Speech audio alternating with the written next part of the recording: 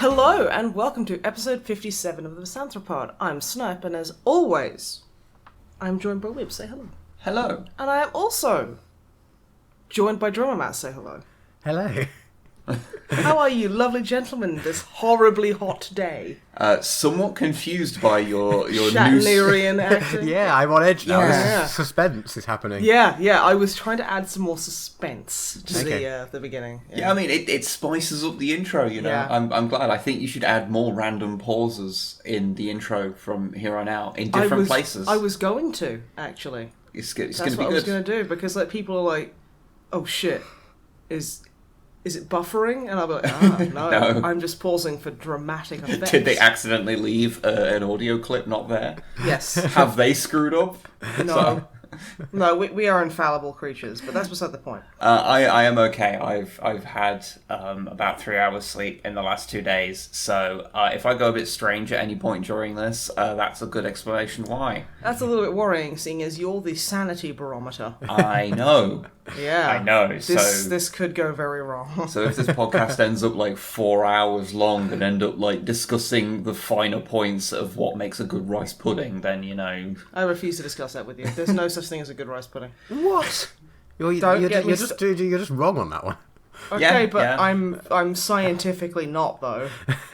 I think the fact that rice pudding is a thing that people buy and eat is It's sort of a massive... Like, proof. that's half of the problem with the world today. I think no. That's why Trump was elected. I don't think that was the reason. I think it might have been. I don't think it was. It's terrible. You're simultaneously overestimating how bad rice pudding is and how many people actually eat it. Yeah, maybe people shouldn't eat it, Yeah, actually. yeah. It's a double whammy being wrong from both directions. Oh, please. This is like... I can knock that out on the way to work. Matt, please, how are you?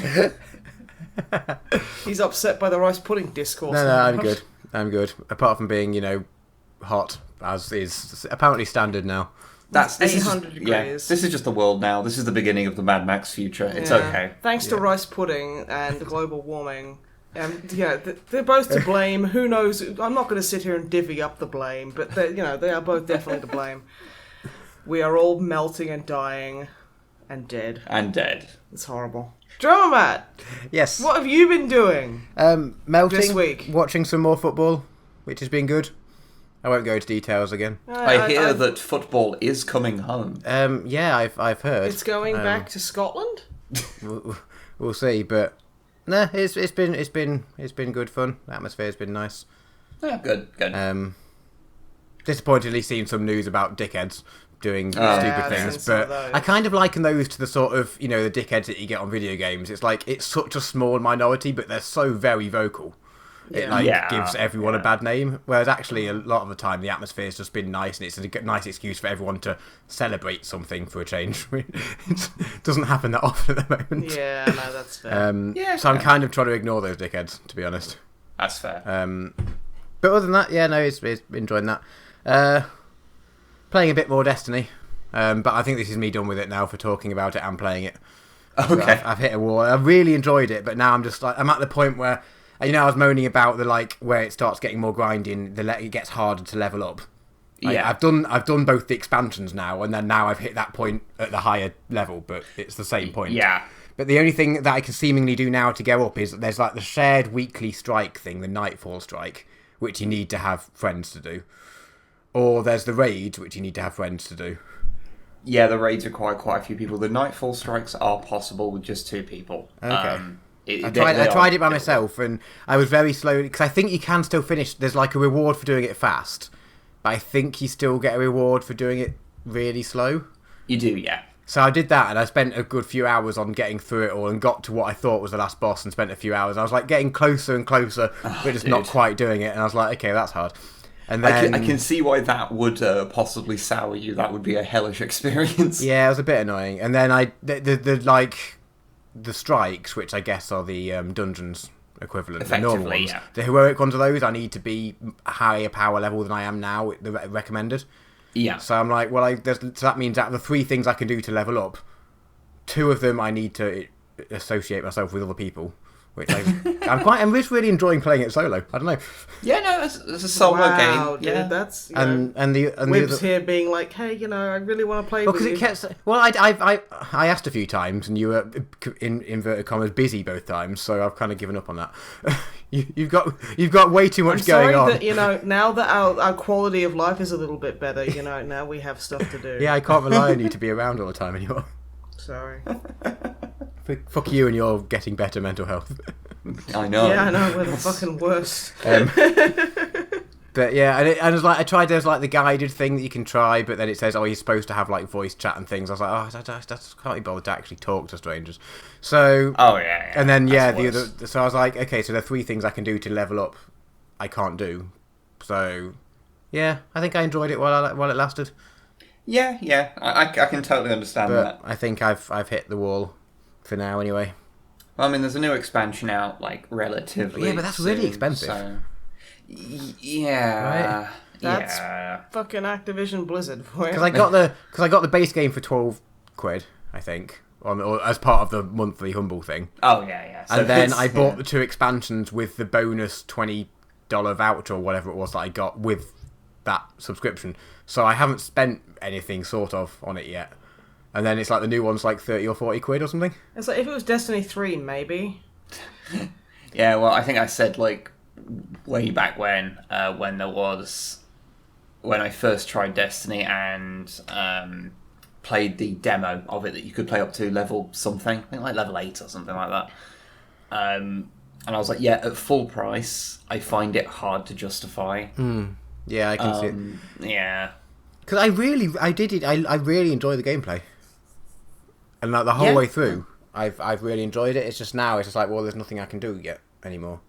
So if they bring in like a raid finder or a equivalent of that, I'd be tempted to get back. Yeah, I really do wish they did something like that because I've never been able to get a party together to do a raid. It's just been like, yeah, a dungeon's like the best we can manage. Well, a strike. Yeah. All right. Well, at some point we'll find some time together, and I will just so I've done one of the Nightfall ones. Yeah. Well, I mean, to be fair, with someone else helping you to do some of those things, getting some of that extra gear is a lot easier. Yeah, I'm sure. Okay. But yeah. But I think I'm. So look, I've started playing. I played a game with Ruth. Oh. She's very hard to please with video games. It's not that she doesn't like them; it's just that she just can't sit still. Her attention span doesn't really allow for it. Yeah, it's not quite attention span. Like, because if she's reading a book or doing anything else, it's just that she has a good attention span when it comes to not video games. Yeah, and just not screens as well. Like, we had, after this walk that I mentioned, did I mention that on the podcast, or did I mention that before the podcast? We went on a walk. That was pre-podcast. We went on a walk the other morning with, like, backpacks and hiking stuff, just to test out our new hiking stuff. And it was fucking warm, and we got back at, like, midday, and we were like, right, so we can spend the next, like, hours, close the shutters, get the fan on, get cool, or as cool as we can, and just sit and watch telly and do nothing. And then it got a few hours in. She was like, yeah, I kind of want to go outside again. I was like, Ruth, come on. We had one day of, like, binging on some TV show. God damn, like, I can't imagine what that's like. I think we managed 5 episodes of Adventure Time. So not even, like... Which is, like, 50 minutes. It's, like, just under an hour. And then we're like, okay, that's our day of binge tellying. But we sat down for a good half an hour on a game together, which was nice. Yeah. Have you played Hidden Folks? It's like Where's Wally, but... This sounds like it's a sex thing. It's not a sex thing. It's like a black and white, although there is various colour options for like changing black and white to things that if your eyes don't like black and white. But it's a black and white, hand-drawn, hand-animated and hand-sounded. Like all the sound effects are just a dude going boop boop or whatever. Okay, cool. Where's Wally type thing? Like it's just a huge screen of like detail and things, and you just have to like spot the various different people or different items or whatever on the screen. So a hidden object game. Yeah, exactly. Yeah. And you can like click things to chop down grass or move things out the way and things. And Like there's like cars and there's just a guy going boom boom and things, and it's it's That sounds incredibly cute. It's kind of adorable. I can't remember when I bought it a while ago when it was on offer, and I completely forgot I had it. And I was like, this is a day where I might be able to get it. Let's find a game that Ruth might like. I was like, ooh, this might work. So you didn't think Dark Souls? I didn't think Dark Souls. No. Basically any game. It's really upsetting. It's okay. I mean, she's already in Tekken 7, so... Well, yeah, apparently. So yeah, no, I recommend that. It's like, just to like go on for like a bit, and then there's like loads of levels, and once you found a certain number of things, you go on to the next level. Yeah. I don't think there's that many of them, and there's little clues you can get if you start getting stuck, so it's not too frustrating. Yeah, because I mean, I know because there's a load of like hidden object games you can get. Like there's loads on like the DS. Like loads got released, and there is a surprising amount on Steam, but most of them are very shovelware-y. So this one's really nice. It's like 'cause it's all hand drawn. The first level, like it's quite zoomed in. You have a few things, and then you press the next level, and it's like opening a Where's Wally book, or Where's Waldo, or Ue Charlie, or there's I don't know why it has different names. In I think it's Croatia. He's called Willy, not Wally. Or there's someone. I happened to be looking this up the other day because Anyway, one of those sort of books where it's like opening one of those, but the size of your monitor, like it's just intimidating and beautiful, and I recommend it as a sort of in between other games game. Yeah. Well, I think that quite often there is far too much derision aimed at just casual gaming, and it's like sometimes you just want to do something that's going to keep you occupied for an hour. Yeah, but how is that supposed to make your dingle feel stiff? It does not increase my gamer score, and I guess that means it's not worth it. Well, yeah. Finally, the last game. So my next one after Destiny, my next main game that I'm going to be working through is Dishonored. Oh yeah. One of my friends is so into that. She loves everything about it. It's cool. I've played about. I've just started. I've got slight spoilers, but the game's fucking old. The first missions should we say spoilers? I don't know. It's the first thing that happens is that you get framed basically. Yeah. Which I think is fairly common knowledge. Hence why it's called Dishonored, presumably. Yeah. So. Yeah, that makes sense. So I've done the escaping from prison mission, and I'm just on the first mission. But the missions are cool though. So far they seem you go on your first mission, but then your first mission's kind of not open worldy, but there's you have this main thing to do, but there's various side quests you can do on the way and exploring. It's not just this mission is half an hour and then you go back. It's I've spent a good few hours doing different things, side things within the mission, which is quite cool. So I'm enjoying it so far. It's quite a good sneaky. I'm trying to go for a don't kill anyone thing. Or is it a low chaos run? Yeah, I don't know how many. See, I don't mind. There's some people. There's a lot of. I want to kill the whale hunters so far. Is what I've learned. Everything is based on whale fat, and I think that's. And there's loads of accounts and things of describing how they hunt these whales and how they basically torture them on the. Yeah. And I'm just okay, I kind of. So some people I might want to kill later on. It's not you all... only get a few deaths you're allowed, so just always make sure it's a whale hunter. Yeah, and I think each mission is assassinating someone, and you are an assassin. So I'm not going to go for a complete no kill. I don't get stealth games that are don't kill anyone. Metal Gear Solid was exactly the same. It would lower your ranking. Well, not lower your ranking, but you get a shittier ranking if you killed everyone. Yeah. But it was just but they're all bad. Well, I always consider that... They're naughtymans. That those... I mean, I know there is a proper narrative reason in Dishonored, but in Metal Gear, I've always considered that to be a very meta kind of concept. It's not really about... Well, I mean, as a general rule, killing people is a bad thing to do. I mean, as a general rule... even if they're bad people, killing them is bad. Yes, but video games. So I can see why... I mean, military video game. Yeah, I guess I kind of think of it I guess if you'd be you want to get in and get out without anyone knowing you've been there. So Snake, from Snake's perspective in Metal Gear, it'd be it's a lot of hassle to kill and hide that many people. So if I can get through without having to deal with that, I've done It's just a lot of paperwork afterwards, right? Because you've got to Metal presumably Gear every 1 person you kill, you have to write like a justification why you had to kill them. Okay, Afterwards. here's why that's complete garbage. In Metal Gear 1, He shot bees at me. I had to kill him. he shot bees out of his mouth at me. What the fuck was I supposed to do? But yeah, like Metal Gear 2, Start an he's apiary? like, supposed to be dead. So he doesn't have any paperwork because he's technically a fucking terrorist at that point. Yeah, well, I mean, it'd still be like a massive hassle, like to kill everyone and hide all the corpses. They frame him and shit anyway. And then in Metal Gear 3, he's on like a Black Ops mission that they have actively turned around and gone, if you get caught, we don't even know you. We're going to deny that you even fucking existed. You're just some fucking crazy prick with a gun who's just crossed the Iron Curtain. And in MGS4, who gives a fuck? He's still a fucking, like, fringe weirdo. Then we don't count it, because it's terrible. Metal Gear 4 is not fantastic. Metal Gear 4 is not very good. But then again, Metal Gear 2 isn't very good. Yeah. And Metal Gear 5 isn't a Metal Gear game because there's not David fucking Hayter in it. Yes, I am that petty. Does that mean that Smash Brothers Brawl is more of a Metal Gear game? Yeah, and look how many people he kills in that. He does. He does threaten to eat Yoshi, so He does. which is a bit weird. He does. It's a bit glib. Not really. Yoshi's like obviously like sentient. Yeah, and delicious. Oh, to be fair, Yoshi does eat everyone else. At worst, he's sentient. At best, he's someone's pet. You don't go around eating people's pets. Okay, that you can actually do that in MGS3 though. You can eat somebody's pet. You can, yeah. Okay. You can literally eat an old man's bird. Ooh.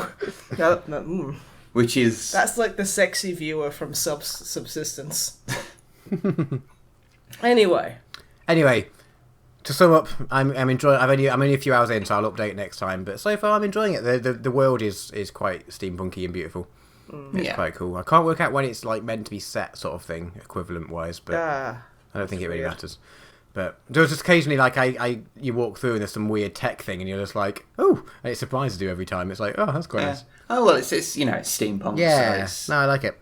Yeah. The most annoying thing about it so far is that every time I was like Googling a few things about it just to sort of get my bearings at the start. I know exactly what you're about to say, yeah. Every time you Google it, you have to spell Dishonored wrong. So it's just fucking irritating. It's the For Honor problem. Yeah. Mm-hmm. Of like, no, that's not how you spell honor. It's you're doing it wrong.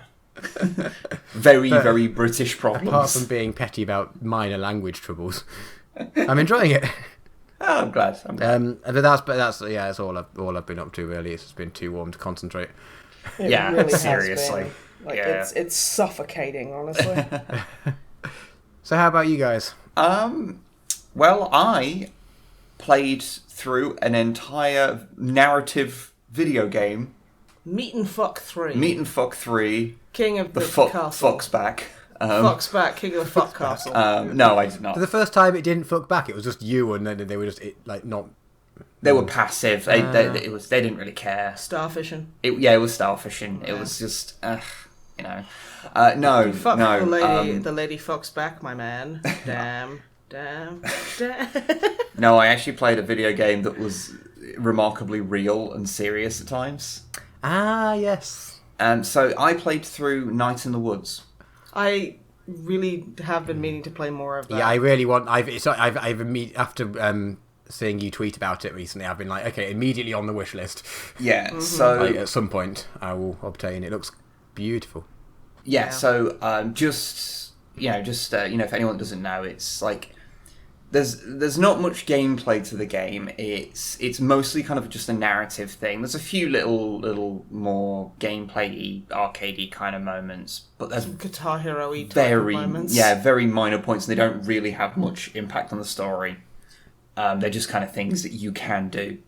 But it's mostly just going from place to place, talking to people, picking which path you want to go down, exploring and talking to people you wouldn't normally do. I mean, that sounds like it might be a little bit boring, but it isn't. Yeah, because it's made up for like the actual writing. Like, so if you've not seen it, it's this very cartoony, very stylized thing where it's like a world full of animals, but it doesn't really treat them as if they're like anthropomorphized animals. For a start, there's like fucking dogs and cats and shit. And birds. And that are just those, and then there's like literally cat people as well. It's weird. But but you're basically playing as a character called May, who's come back from college, like has basically quit college, and has come back to her small town, and like reconnecting with her friends and the people there, and sort of having issues. And then there is like a plot that's going off that's like wider and grander. But it is that side of the story is like one of the weakest sides. Not that it's bad, but it's just because it's kind of quite relegated towards a kind of end chunk of the game, which under normal circumstances would kind of bother me a bit. But the thing is, most of the game is made up of these just nice little character moments between all the characters kind of talking and interacting. Yeah, I would say the biggest strength of that game to me is the character writing. Yeah. It's just so well done. Because it straddles this really fine line of being ridiculously silly, so you've got like the character of Greg. Greg rules, okay? Exactly. Who is the Lord of the Snack Falcon. And will like shout things like, "It's time to go do crimes." And like you'll just like you'll like walk up, you'll like go up to a car and be like, "Okay, why do I need to smash this car up?" Because you've got a baseball bat, and he's like, I need the battery inside of it, so go smash the car. Yeah, smash the state, smash capitalism. Yeah, start smashing the car up. Great rules, okay.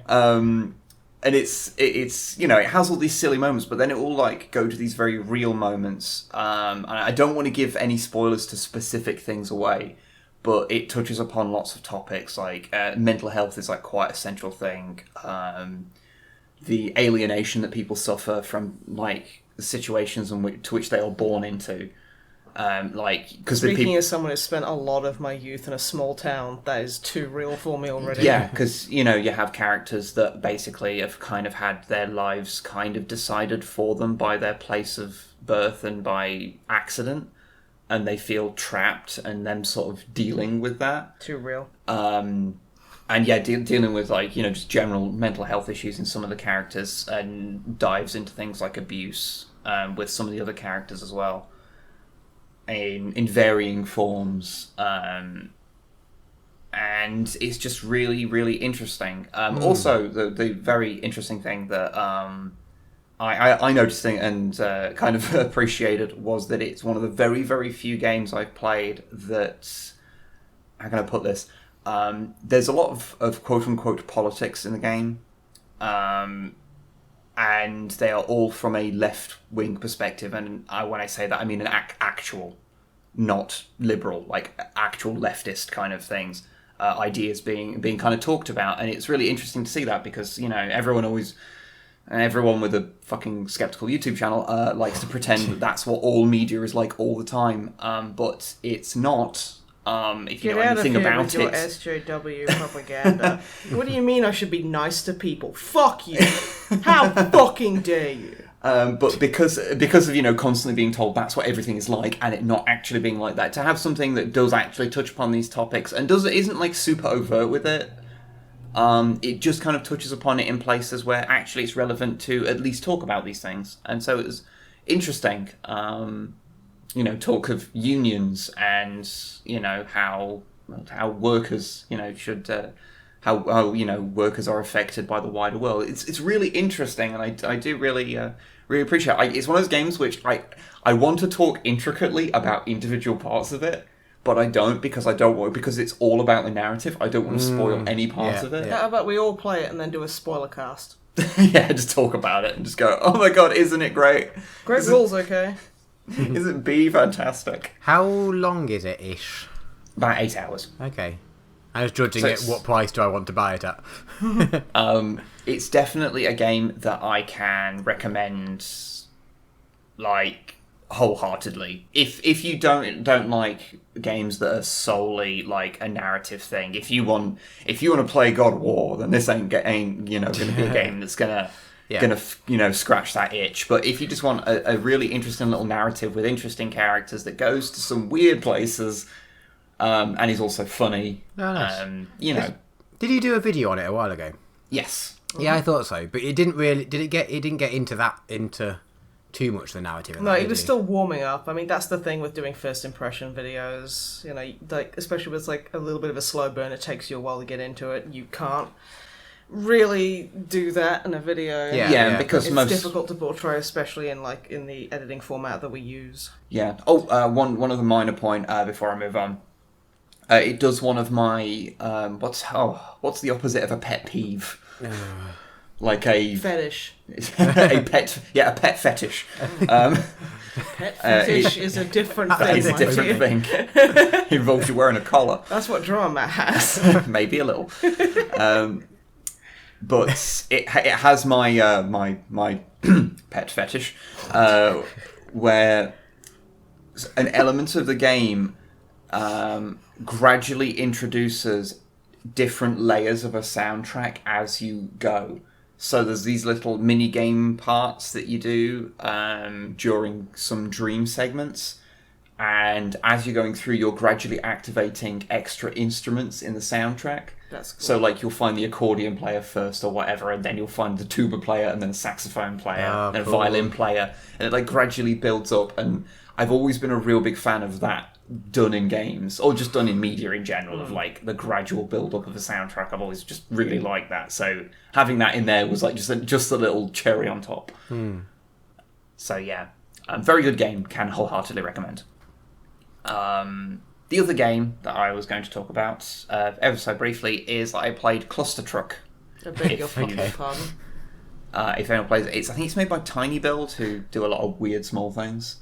Sorry, that reminds me of when I was young. My brother's like 6 years younger than me, so when he was like 5 or 6, he was like quite young.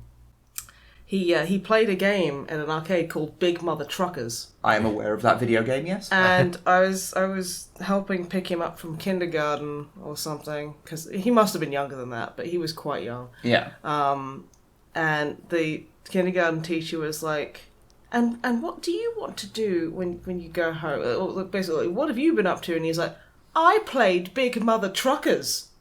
And she stopped. And she looked at me, and then she looked at my mother and went, be careful how you say that, Al.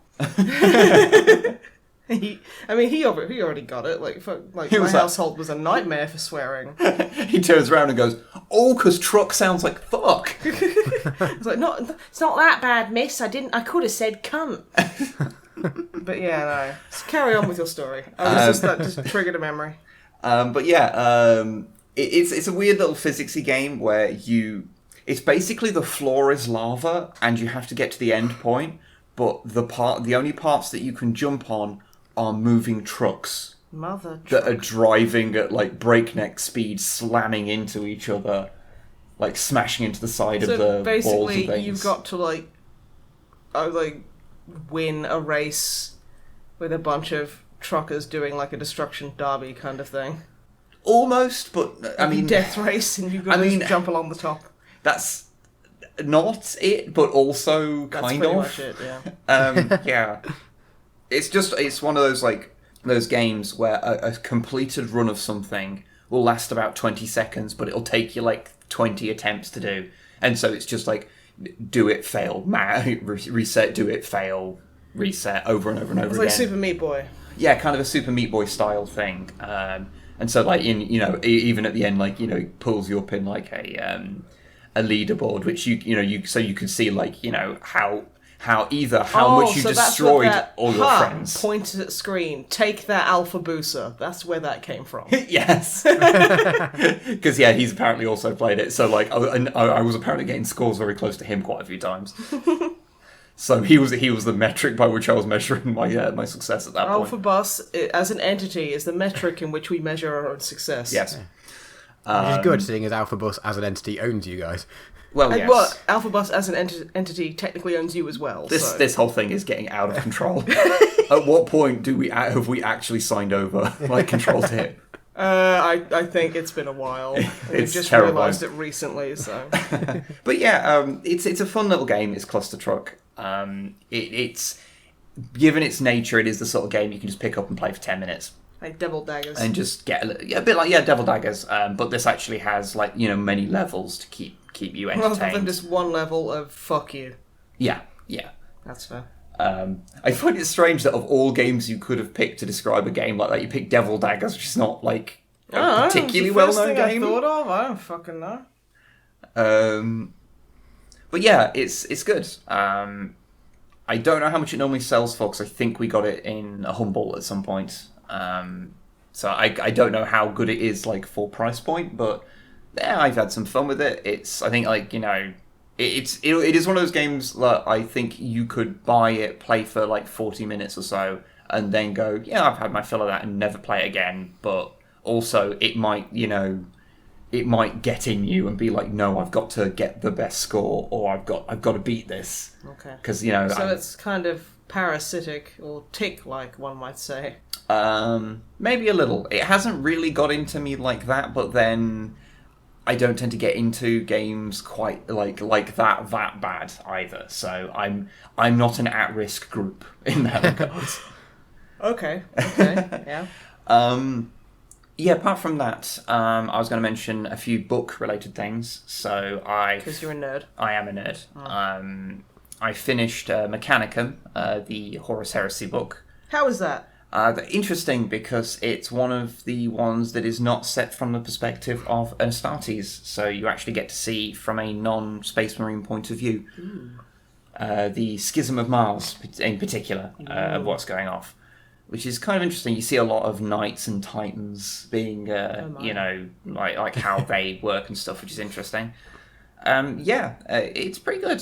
The sort of main character, as it were, is a lady called Dahlia, who is sort of super good with tech, but like not in the way the Mechanicum usually is. Like, she actually understands how it works, like, intuitively. So she might as well just be. So she's busted out of prison by a high, like, fucking adept. As I say, I assume they want to burn her. Basically. This person is good at something. Fucking chuck him away. But she's she's basically busted out by a high end like adept who's like, yeah, I'm like high up enough in the hierarchy that I can, you know, get you and say, all right, you know, you can come work for me. And she's a little bit more like bright and chipper than most. That's just what the 41st millennium needs. I guess the 31st millennium. 31st millennium. She also kind of has a Scooby gang, which is quite fun, including a Skitari or Skitarii.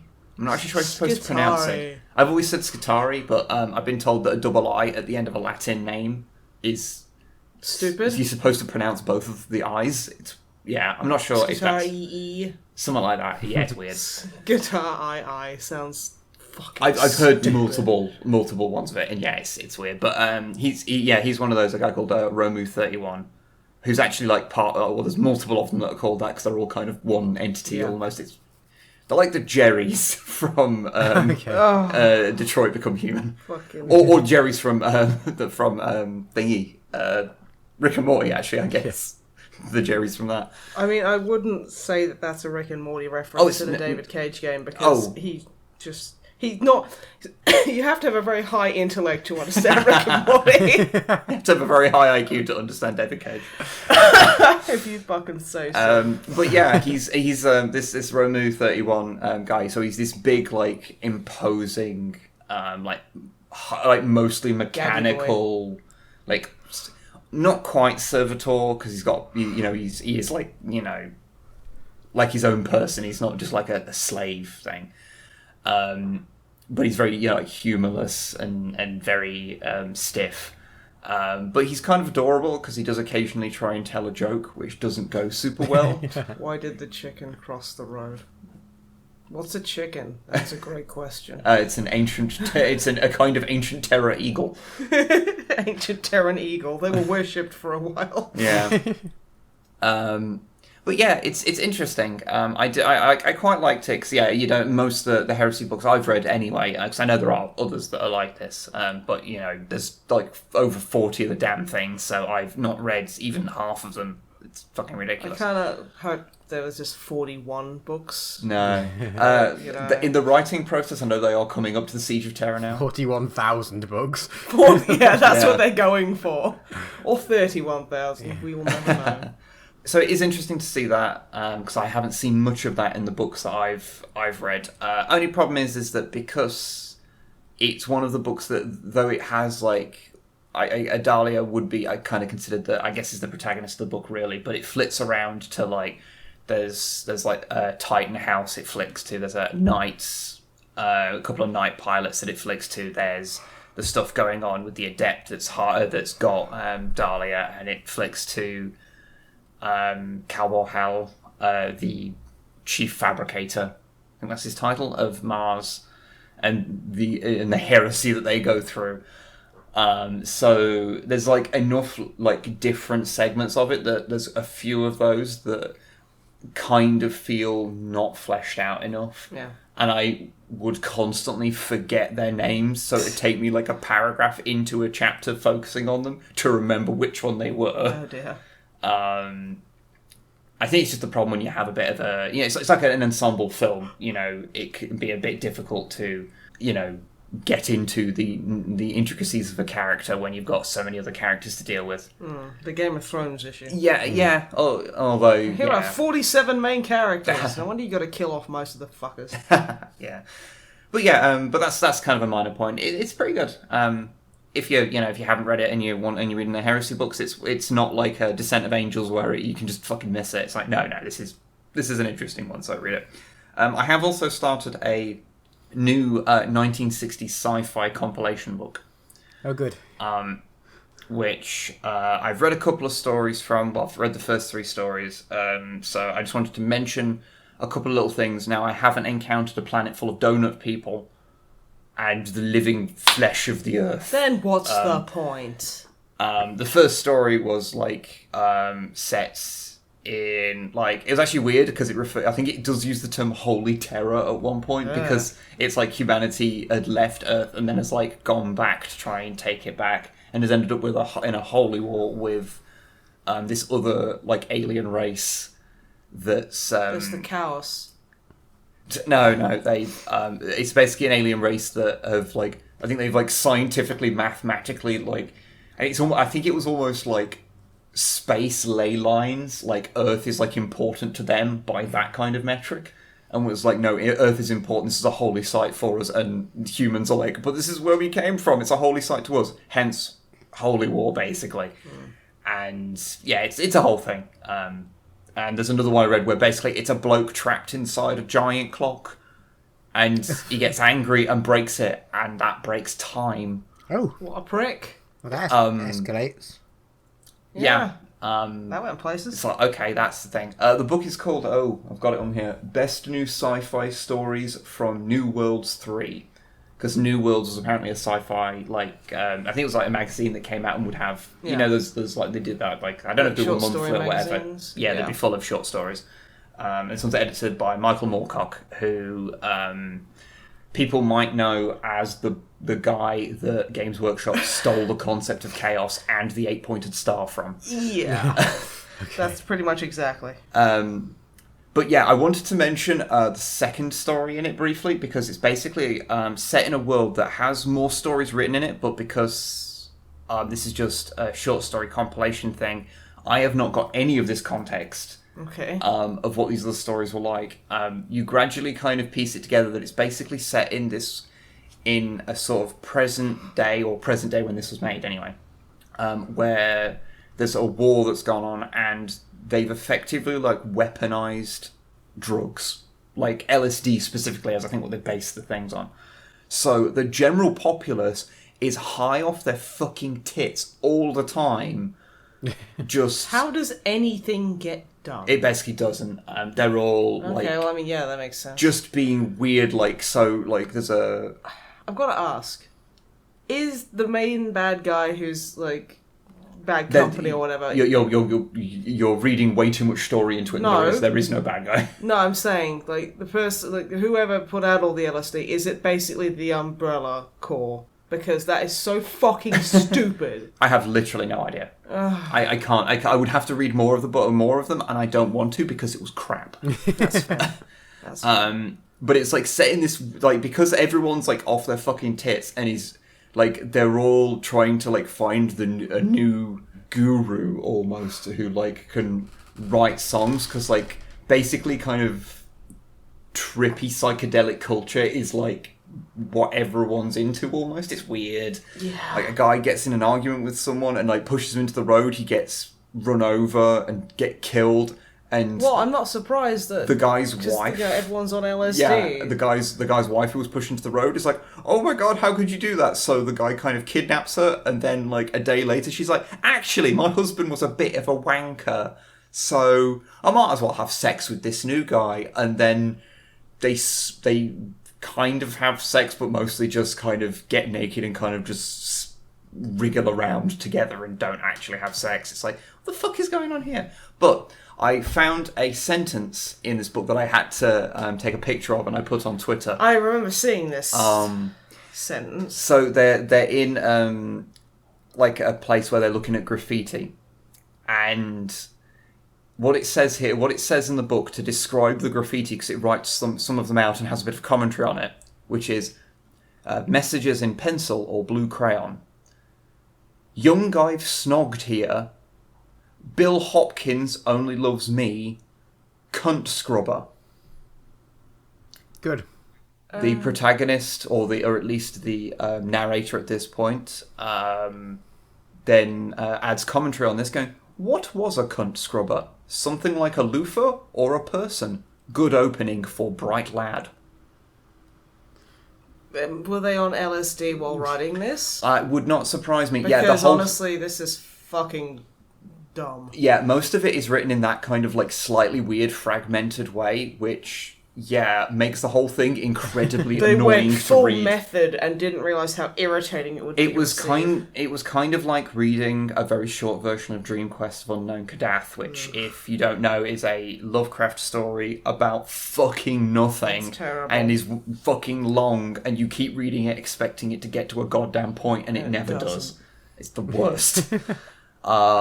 This is like that, except instead of being like 100 pages long, it's like 10. So oh god, it's that bad after only 10 pages. Yeah, I mean it's probably it's probably like 20 or something, but yeah, it's just it was just such a weird entity. But yeah, I'm like halfway through this book now, so I probably won't talk about what's left in it next time unless I get something like the weird donut thing again. Oh yeah. But yeah, old 60s sci-fi books, if you can find them in charity shops or whatever, they are an interesting read, because it's interesting to see... Yeah, it's interesting to see what sci-fi was like when people were literally throwing everything against the wall, because this is like just post original series Star Trek, pre like Star Wars by over a decade, well, by nearly a decade. So it's before what was codified as modern sci-fi happened, and they were experimenting with high concept stuff, and sometimes it worked, sometimes it was terrible. But sometimes it was donut flesh. But it's usually interesting, at least. But yeah, that is me done with things to talk about. So Snipe, what have you been up to? Well, on the topic of books, I've been doing some reading. Oh dear. Yes. I know what you're going to talk about. I don't want it. So while we were on our op shop trip looking for some old sci-fi, I came across a video game novelization that I just had to buy because I have no impulse control and I have a very self-destructive personality. That's very true. It's very true. I bought Homefront, the Voice of Freedom. Now, if you don't remember, Homefront was the Call of Duty knockoff that came out quite a few years ago. In the game world, Kim Jong-un decides to just, hey, you know what, South Korea, let's be mates. And they go, yeah, all right. And then they invade mainland USA after conquering, like, the East.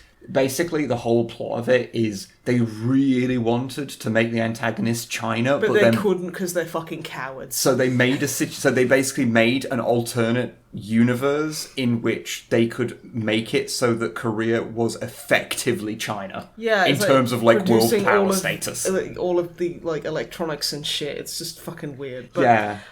So yeah, in the video game, you're basically like, oh god, everything changed since the Koreans attacked, and you're like, there's a part when you're on a bus, and there's literally it shows you two all-American people, a male and a female, presumably married, and they're like fucking 5-year-old kid going, no, mummy, daddy, and then there's literally like 3 Korean troops that just put them up against a wall and shoot them in front of the kid and walk off. It is so fucking badly done. It is just so badly written, and it's like... Exploitative. And it's just, like, that scene just sums up the entirety of Homefront. And so you read some of... I read, like, the first few chapters of it. And I don't think it follows... It's been a while since I played the game, but I don't think it follows the people from the game. Because it's, like, set in the universe of the new upcoming epic game, which I think is hysterical. And, like, you follow this guy... And it's like, okay, so first off, shock horror for a video game novelization. It's not fantastically written. Shock horror.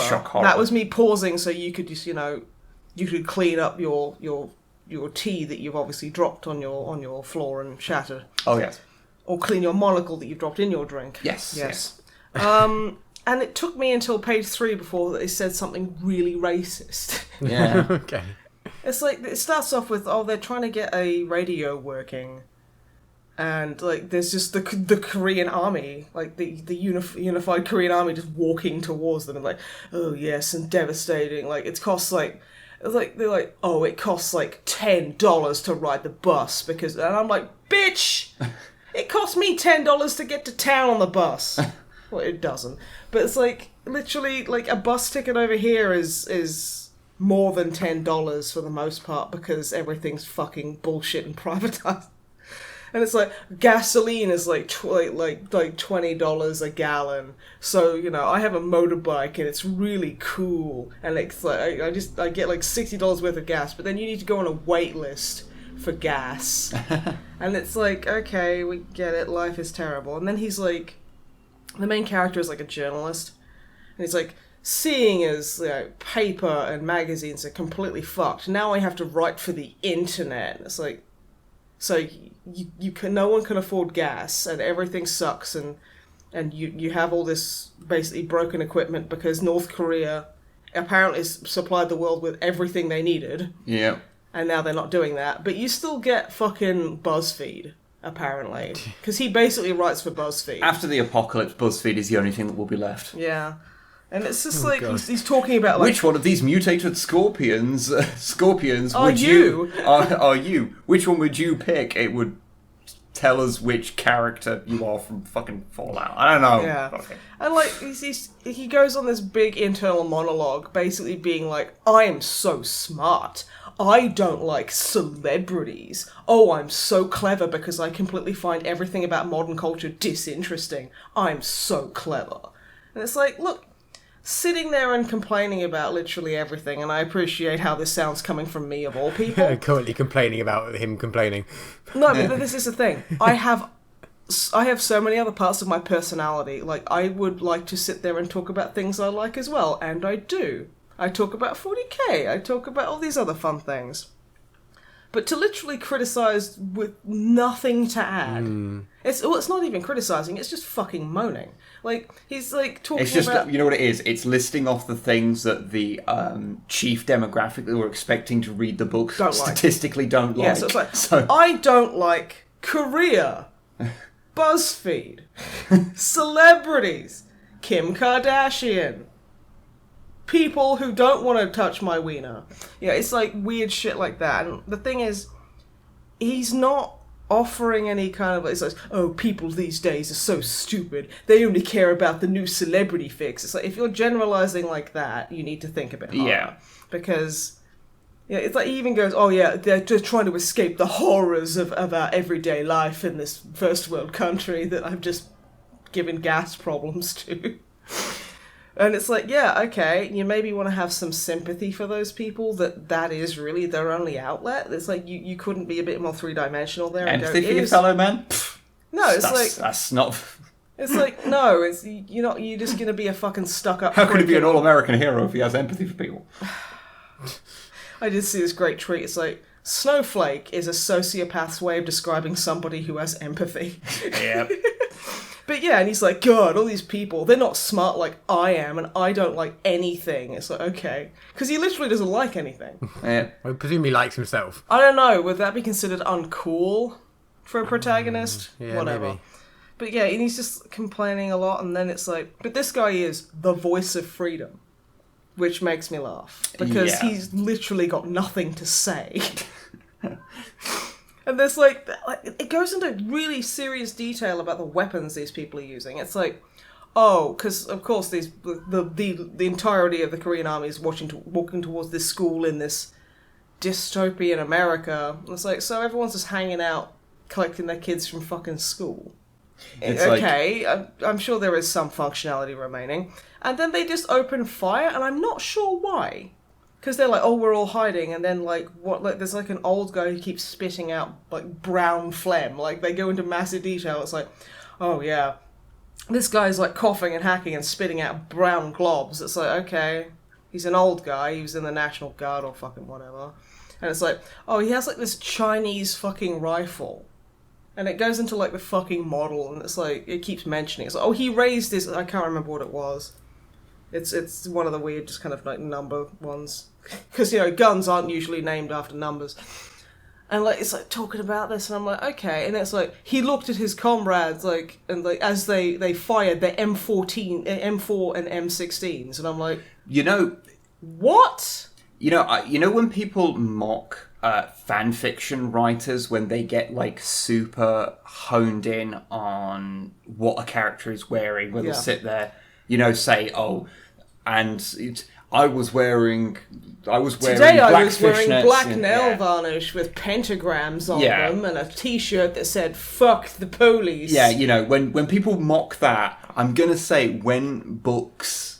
And this is just as prone in like in like proper published fiction as well. When they get super obsessed with minor details and explicitly stating what gun and model and mods they have, that is just as bad. Yeah, I mean, it didn't it's get not necessary. That serious, but I am only like 30 fucking pages in.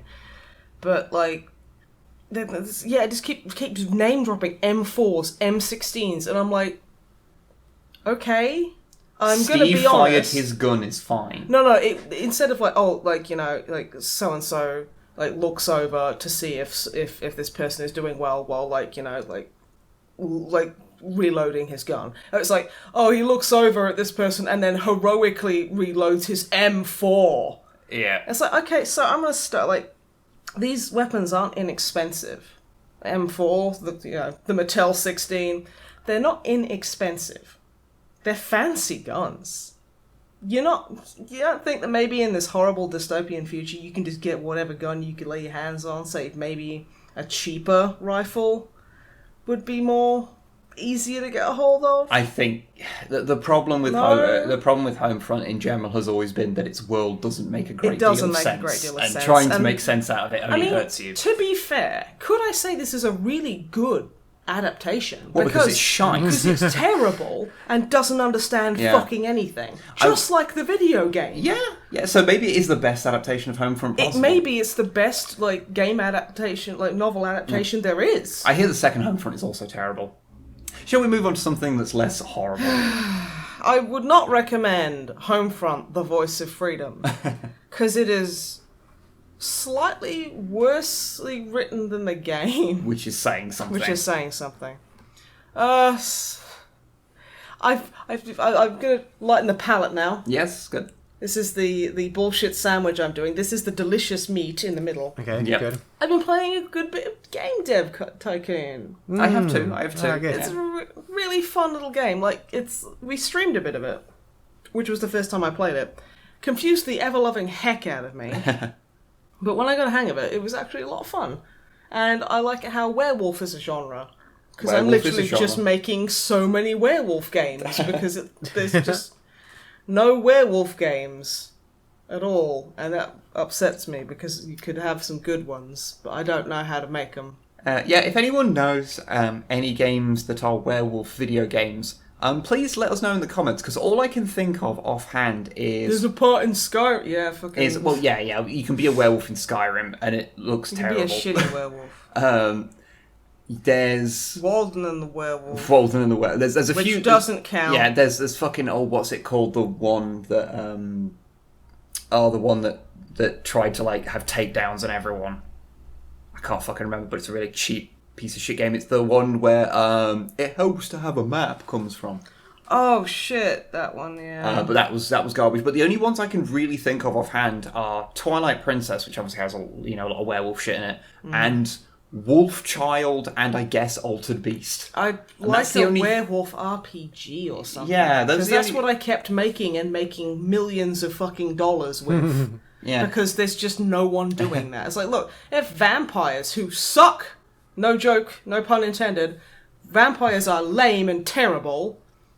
If they can have some really good RPGs, why can't werewolves? I don't want to hear, well, they have werewolves and vampires. I don't give a shit. I want Werewolf the Masquerade. Fuck vampires. Horrible. 0 out of 10. Don't like. Unless you're a Malkavian, in which case I love Malkavian. Because they are so fucking daft. But, yes, Game Dev Tycoon, very good, very fun. Not much really to say about it, apart from it's a Game Dev Tycoon. Yeah. What is kind of fun about it is how everything's not quite got the right name. So it's like, oh yes, the new console from Nimvemto. Yeah. The Nintendo new. Yeah, the new is what the Wii's called, and the NES is the TES. Yeah. It's the G65 or whatever instead of the Commodore 64. It is the G64. Oh, it is, yeah. I couldn't remember. What's really interesting is it does cover a lot of elements of game history, or like quite on the nose. So, like, for example, it'll be giving you like news of when consoles come out, and if you have a knowledge of like the history of video games, you can kind of like know what trends to follow, because you know which consoles did well and which ones didn't. So you can metagame a bit. Well on which console? Yeah, because they do kind of mostly line up pretty accurately. Oh, okay. So like it's like little things like when you like during the tail end of like the SNES Mega Drive era, it's like, oh yeah, Nimvemto, and I can't remember what the Sony equivalent is. It's Vonnie, I think. Yeah, it's Vonnie. Because it's double N, so it'd be Vonnie. Yeah. But like they basically it shows like them like getting together to make the original like prototype PlayStation. Yeah, because originally Nintendo had basically contracted Sony to make the PlayStation, and then that fucking fell through. And then Sony went, "Fuck you, we're releasing the PlayStation," and then it was a massive commercial success. Yeah. So it would have originally been the Nintendo PlayStation, which is like something your grandmother would say. But yeah, so your actually, grandmother's a filthy casual. It covers things like that, which is really interesting. That it does kind of acknowledge. My favourite part is when the Xbox One is announced. Well, it's like the M box first or something. Yeah. And it's like it's basically bragging about how it'll destroy the second-hand market, and you have to be online constantly, and it has to check in with you once a day, and how, oh yeah, this is just the way gaming is, so stop complaining. And then immediately after, you get another news report going, they immediately backpedaled on all of this bullshit because they realised it was dumb and fucking harmful. Which is kind of interesting, because they've obviously... It's so funny. What I find interesting is they've obviously updated it since the game originally came out, because it's from like 2013. Jesus. And so they've like updated it like post, like obviously afterwards, to add in like new things, 'cause, like the Switch is in there. So they've added in things that weren't announced when the game came out, which is kind of interesting. One element that I haven't really even talked to Snipe really about, because I've done most of it like while you've been sleeping. They added a pirate mode. The one thing I do remember about this game is that it does have an anti-piracy thing. Oh, the anti-piracy are going to mention the anti-piracy thing on it. Yeah, where if you don't know, there was a few people who would complain on forums and like email the devs or tweet at them complaining quite vocally that I get to this part in your game and it basically becomes incompletable because it auto-fails me with a pop-up of text that says, piracy has destroyed the games industry, you can no longer continue. And they were talking about how terrible this is. To which the devs turned around and went, that's literally only happens if you've pirated the game. Yeah. Embarrassing loads of fucking people, which I think is hilarious. Now, you see, because they added in a pirate mode where it's basically like the hard mode of the game, where basically everything you make, if you don't have any copy protection on it, gets pirated so hard it's basically nigh impossible to make a profit on anything. You have to and then you have to try and balance like your copy protection and how you deal with your PR. Yeah, so you've got to be more like Steam and less like fucking Origin. Yeah, like you have to try and manage these things, and as you grow, there's like an achievement that like only 0.6% of players have got. That is for beating the first time period. Jesus. Which I did get. I have got that. Alright, 0.6%. Admittedly, I think it's so low because it came out so long after the game's initial release. Yeah, so... I think that's more the reason. I mean, it is difficult. You do have to, like, know exactly what to do, but, you know, it is a very low percentage. I think it is the lowest percentage achievement we actually have on Steam, honestly. But... it's an interesting thing because, you have to, like, get, it says at the end, like, how much your copy protection works. So, like, to begin with, like, it's, like, 70% of people have pirated it. And you're like, oh, shit. You have to start making text adventures because everything else costs too much money. I want to make a text adventure game. In real life? Yeah. That would be cool. I don't know, just, that's the first games I played were text adventures. I couldn't understand most of the words, but I had a good guess. Well, you should just do it. Well, it's going to be a sexed adventure. That's fine. It's not really. Okay, finally onto a good game. I've been playing Resident Evil 6. I've started streaming on Thursday evenings with Longfang, one of our mods. And I don't know why he puts up with me, because I've made him play Resident Evil 6 with me. That is the worst thing you've ever done to another human being. It really is, and I've done a lot of bad things to people. Like, made them dinner. Hey. Because I'm not a very good cook. Yeah. Resident Evil 6. Where to begin? Oh my goodness. Where to begin? It's honestly the best game in the franchise. The best story... I can't even fucking continue. So yeah, if you've been living under a rock, Resident Evil 6 wasn't very good. It was not. It was not very well received commercially. There's a reason for that. Wasn't very good. I've been like... because we played through the Leon and Helena campaign, and I'm super, super into that because Matt Mercer, my boy, Laura Bailey, my girl... so okay with that. So that made it fun in and of itself. But yeah, so I've been playing through that, and that was entertaining. It was like towards the end, it got really slapstick and really Resident Evil, and it was so much fun. I think maybe because Longfang and chat was there. I think I was assembling or painting a model like whilst you were doing that, and occasionally look up and just see the stupidest goddamn bullshit I've ever seen in my life, and then just be like, yeah, it's Resident 6. You're going through like this really cramped like cityscape, and you go through this building that's like, you go through a butcher's basically, and there's like, because of the net coding being so poor, Longfang went first, and this thing jumps out and it slams you into a quick time event. It starts like, the zombie thing starts shaking you, and then like Longfang obviously couldn't do it because the net code was so fucked and the buttons weren't registering properly, so it failed the quick time event. So basically, this thing picked him up by the ankles and shoved him into a meat grinder head first, while my character in the background is just staring onwards dispassionately. Just like... she's always like this. She loves being minced. Yeah. Kinky lady. I was just like doing this weird thing where you were like surfing on a shark. That was weird.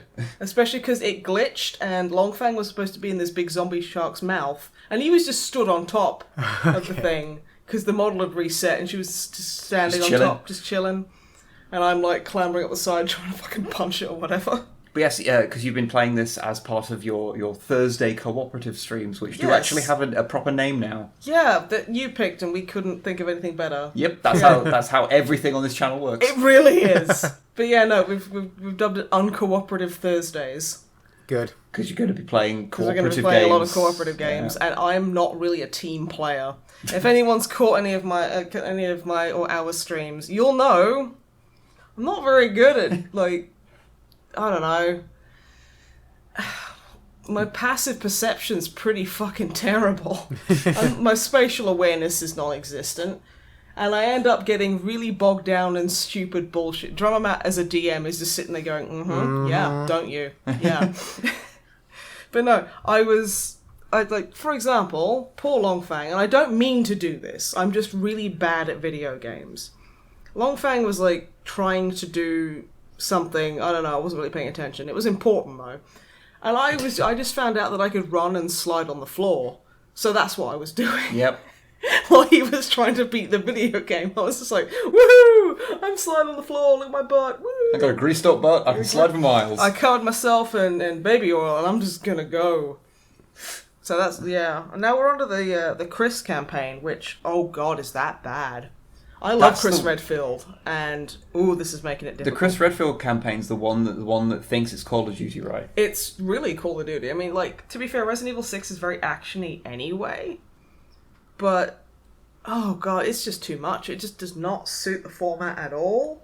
It's fucking irritating. I mean, the story is kind of like you play as Leon and Helena in the first one, and then it's kind of like you go through a segment, and then you meet up with Chris, or you meet up with Sherry and fucking Jack, the wanker, or whatever his name is, I can't remember. And, and Ada, because, oh god, I hate Ada's voice actress. It's like, I'm sorry, but if your character, every time she talks is, oh, Leon, good to see you. If she talks, it's like, if that's seriously done, even for Resident Evil, that is so fucking irritating. Just fuck off. It's so annoying.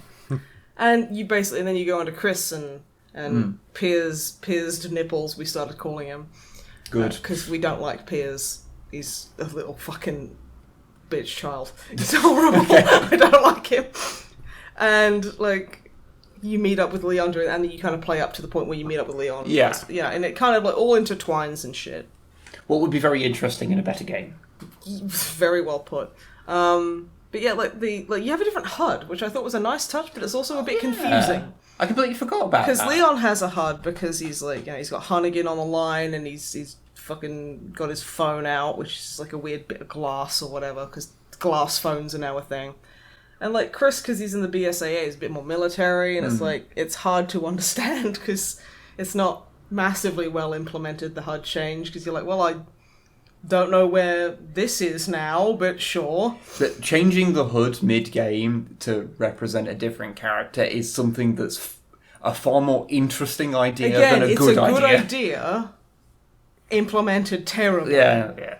But yeah, we've been slogging through the Chris campaign because it is really not very fun.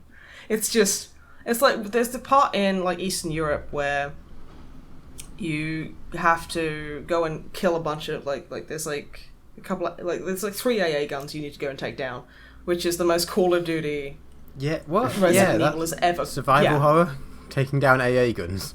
Yeah. Okay. But the thing is, do you remember when it was about zombies in a mansion?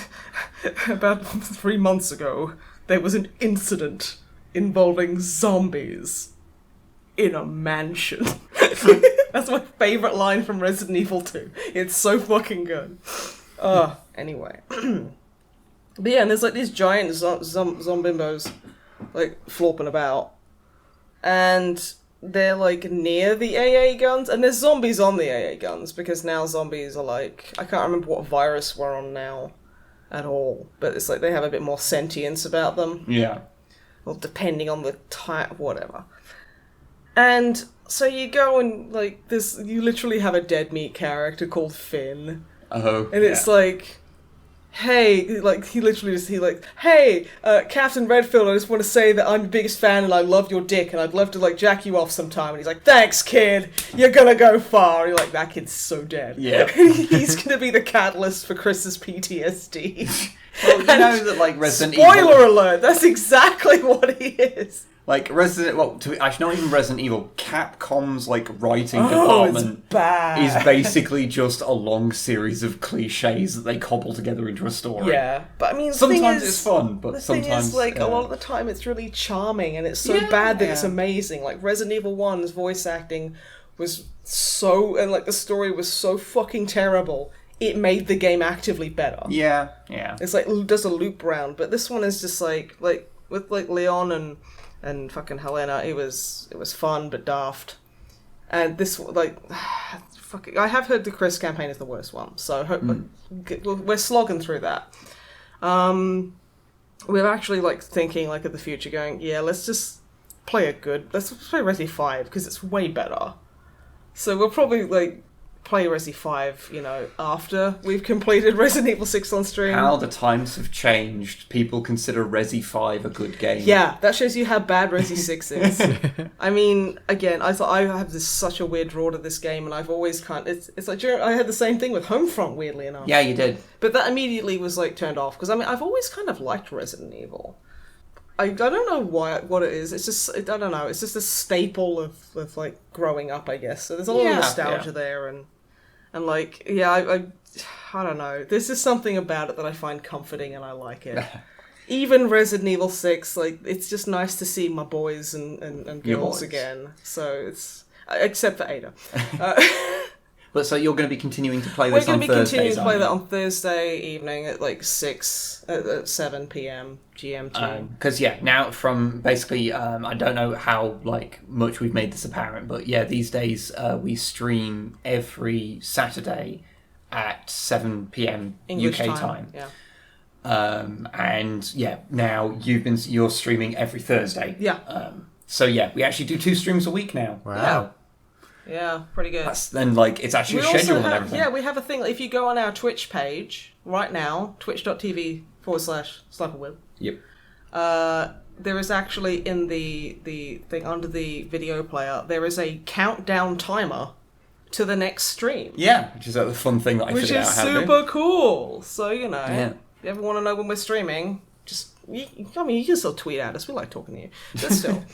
But no, and so we've been playing that, and it's like having chat there, and like having long phone, just shooting the shit, making fun of the game, just being twat. It's like it's been so much fun. I've actually been really enjoying Resident Evil 6 with everyone. Like, just having everyone there is like, it's like a support group.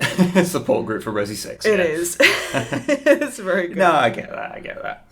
I wouldn't recommend Resident Evil 6 unless you have like, unless it's very much on sale and you have like a weird soft spot for Resident Evil, and you have a friend to play with it. Because like, if you have a friend to play with, you can play some of the most abysmal games. Yeah. The most abominable fucking games, and you'll still have a lot of fun. Oh yeah, absolutely. So, speaking of playing games with friends, we should probably do that thing that we've not talked about in fucking ages. Oh yeah, because we haven't really played D&D in a while.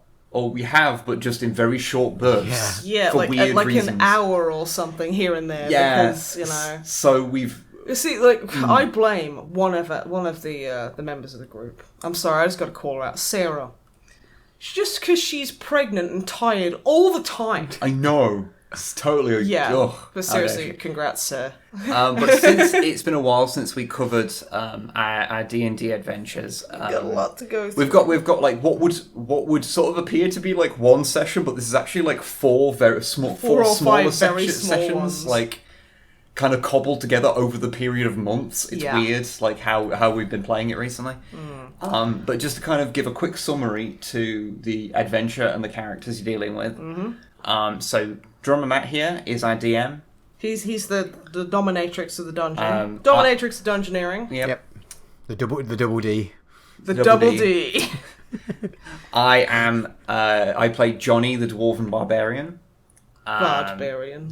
Who's on the side is an entertainer.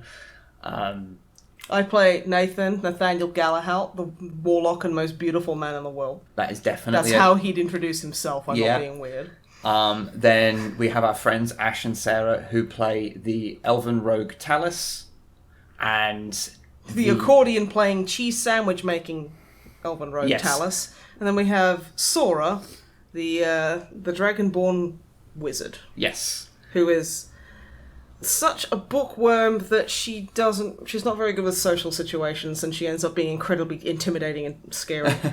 And the relevant part of the story up till now, because even people that follow us have probably forgotten it at this point. Yeah, that's fair.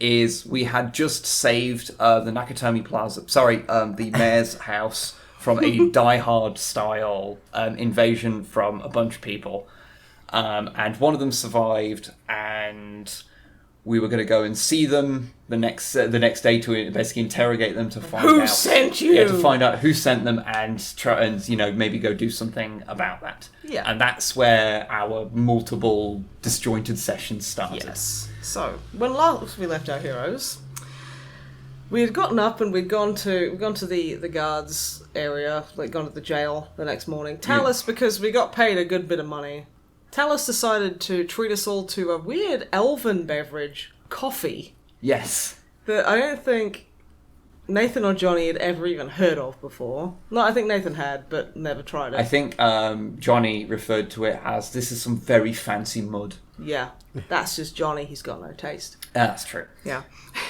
So we go down and we're like Talus also buys a bunch of like delicious pastries for the guard because, you want to be on the good side of the guard. They're the good guys. So go in and we're like, hey, yeah, we heard you got the guy in there. We're going to go have a word with him. And they let us in. We killed a dragon. They'll let us do whatever we fucking want. Seriously, yeah. Within reason. Within reason. So you draw him out, it's like, oh, you think so? We're going to plan to have you guys arrested for no reason. So Talus and Nathan, we decide we're going to go in there. I'm going to be good cop. No, is it? I'm going to be bad cop because I'm really big, strong, and intimidating. And Talus is going to be good cop because she's, like, a good person. How did the good cop, bad cop routine work? Nowhere near as well as I thought it would. It worked. So we... Yeah. Okay, shut up. No. I did really well. I just want to say, it was less good cop, bad cop, a more infuriating cop, annoying cop. No, I was... Yeah. There was... Mole the irritating cop, which was Talus, and then there was completely irritating cop, which was me. So we go in, and I'm like, so young man, and he's like, I'm 42, and I'm like, so young man, you've got your whole life ahead of you. Like, it's like, if cop shows had been a thing, Nathan would have been quoting them verbatim. Like, so, you find yourself at a dark tunnel, you don't know where to turn. He's just carrying on like this, being like, this is a life of crime and it's taking you nowhere, to this guy who's obviously like 15 years older than Nathan is. Yeah. And Talus is just stood there like glaring at him and just being like, so she's the good cop, might I add. And she's just not giving a fuck. Mm. So and this guy's just like, no, I'm not talking to you. And like literally, this guy is a brick wall. Cannot fucking get through to this guy. So Nathan's like, can I interest you in a coffee, friend? You look tired. And he's like, no, I don't want a coffee. He's like, okay, fine. So we stand there trying to be nice and weird at this guy, and nothing's really happening. So then Talus and I start like kind of half arguing about like how like this guy, like, we're shouting over him, we're just being fucking weird at each other. Like, she's like, look, he's failed his mission. He's a complete and utter loser. Let's just fucking leave him be. He's got no information for us. And I'm like, yeah, okay, I get it. He's failed his mission. He's a complete loser. Look at him. He's probably got a good, 20 years of experience. And it amounted to nothing. A bunch of fucking bumblefuck, nobodies from, out of town just came in and completely made fools of him and killed everything he cares about. But no! Quick question, Matt. I assumed he did not fall for any of this he didn't. At all. No, he was... Yeah. No. I mean, to be fair, you were making various persuasion and deception and intimidation rolls at various times throughout all of this. Yeah, failing miserably. Whereas the combination of the role-playing aspect of it setting a relatively high DC and you rolling terribly anyway. Yeah, that's just what I do. I need new dice. That's my problem. Please let that fix it. That's totally a real thing. Shut up. It is. It's not just a nature of random. Okay, shut up though. So he eventually just gets fed up and goes, okay, for fuck's sake, just leave me alone. You annoy him into engaging. Yeah. I also sit there and go, I'll put in a word with the mayor. So you probably won't hang. And he's like, okay. I'll tell you where to go. So we have like a weird back and forth where I'm pretty sure he got everything out of the deal because Nathan is not a negotiator. Yeah, you ended up paying him money. Yeah. Yeah, you ended up basically bribing the information out. Just bribing him. Yeah, I just got so fucking tired. So then it's like, okay, go up here past this bridge and there's like an opening in this kind of like very small kind of like cliff kind of area. And we're like, shit, yeah, we can do that. So we stride out with the most big dick energy. Yeah. And announce to everyone that we know where this guy meets up and we know where his boss is. He's just told us. So we're going to go and swag on over there. And, I don't know, probably kill everyone. And that's what we tend to do. That tends to be what we do. So we tell the guards and, we bugger off. Talus, unfortunately, makes sandwiches for the road. Yeah, when you say tell the guard, you kind of announced it on the way out, but didn't really stop to tell anyone. No, we were just excited. You just got excited and left. Yeah. Yep, that's what we do. So we leave, and we... Maybe something to do with the fact that of how the sessions were split up. And how we had to fucking hurry. So we decided to go out of town. We make our way, through the woods and through the outskirts of town for a good few, good couple of hours, because it's a bit of a walk. And we approach a bridge. It's quite a big bridge. It's got a couple of, towers in it, like a couple of stories. And over the bridge, there's this really thick kind of camo netting kind of stuff. It's really weird. Well, the way we kind of interpret it from the description was, this huge... It's like a rope. Net that was covered in, it was a kind of really haggard-looking kind of net that was, covered in, foliage and stuff. Yeah. And, you see... We then spend an inordinate amount of time going, look, if we walk onto this bridge we are fucked. There's obviously something funny going off on here. It's going to drop on us or something and capture us, and we're like, can we just not? So I fire a couple of fireballs up top, and literally nothing happens. You burn a couple of holes in it. I burn a couple of holes in it, but it's really thick and sturdy, and... We literally, announce our presence, basically going, look, if you're going to try and trap us, can you just not? Yeah, we're just we are so fatigued at this point.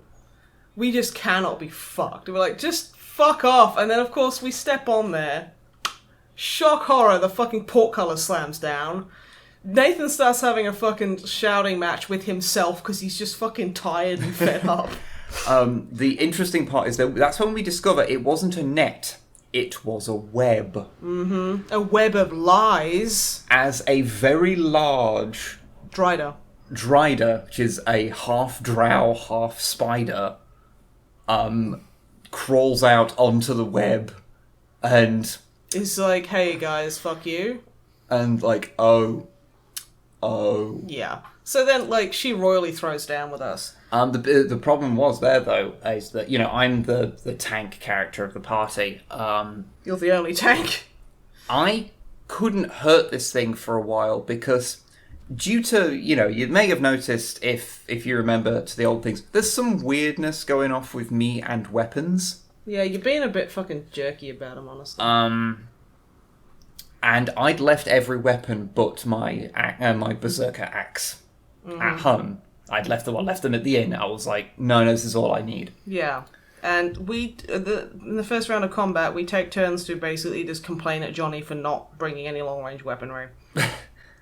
Which I feel was completely valid. I didn't know I was going to fight a spider on the ceiling. That's why you got to prepare for these things. I don't think I could have prepared for that. I don't think I would have anticipated spider on ceiling. Okay, no, maybe not spider on ceiling specifically, but long range is something that is incredibly common.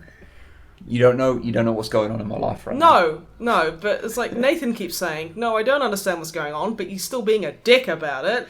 To be fair, up until... Do you want me to take you weapons next time? Up until the end of this group of sessions, I didn't know exactly what was going off. Because I've been getting surreptitious texts from Matt telling me about things. It's really fucking cool, and I'm so enjoying it. So you do you, honey. I don't give a fuck. It's so entertaining. Seeing you being like... Hey, drop the weapon. No! Okay. But yeah, so, spellcasters and the like start hurling shit at this spider. Yeah, we literally go from 0 to 100 because we're like, oh, fuck. That's a big spider lady. This is Dark Soulsy as heck. So, I end up popping a fury. Popping a rage boner. And spider drops down. If I remember rightly, the initial onslaught, I miss literally everything. Yeah. Like, I think I rolled so terribly that I didn't do anything.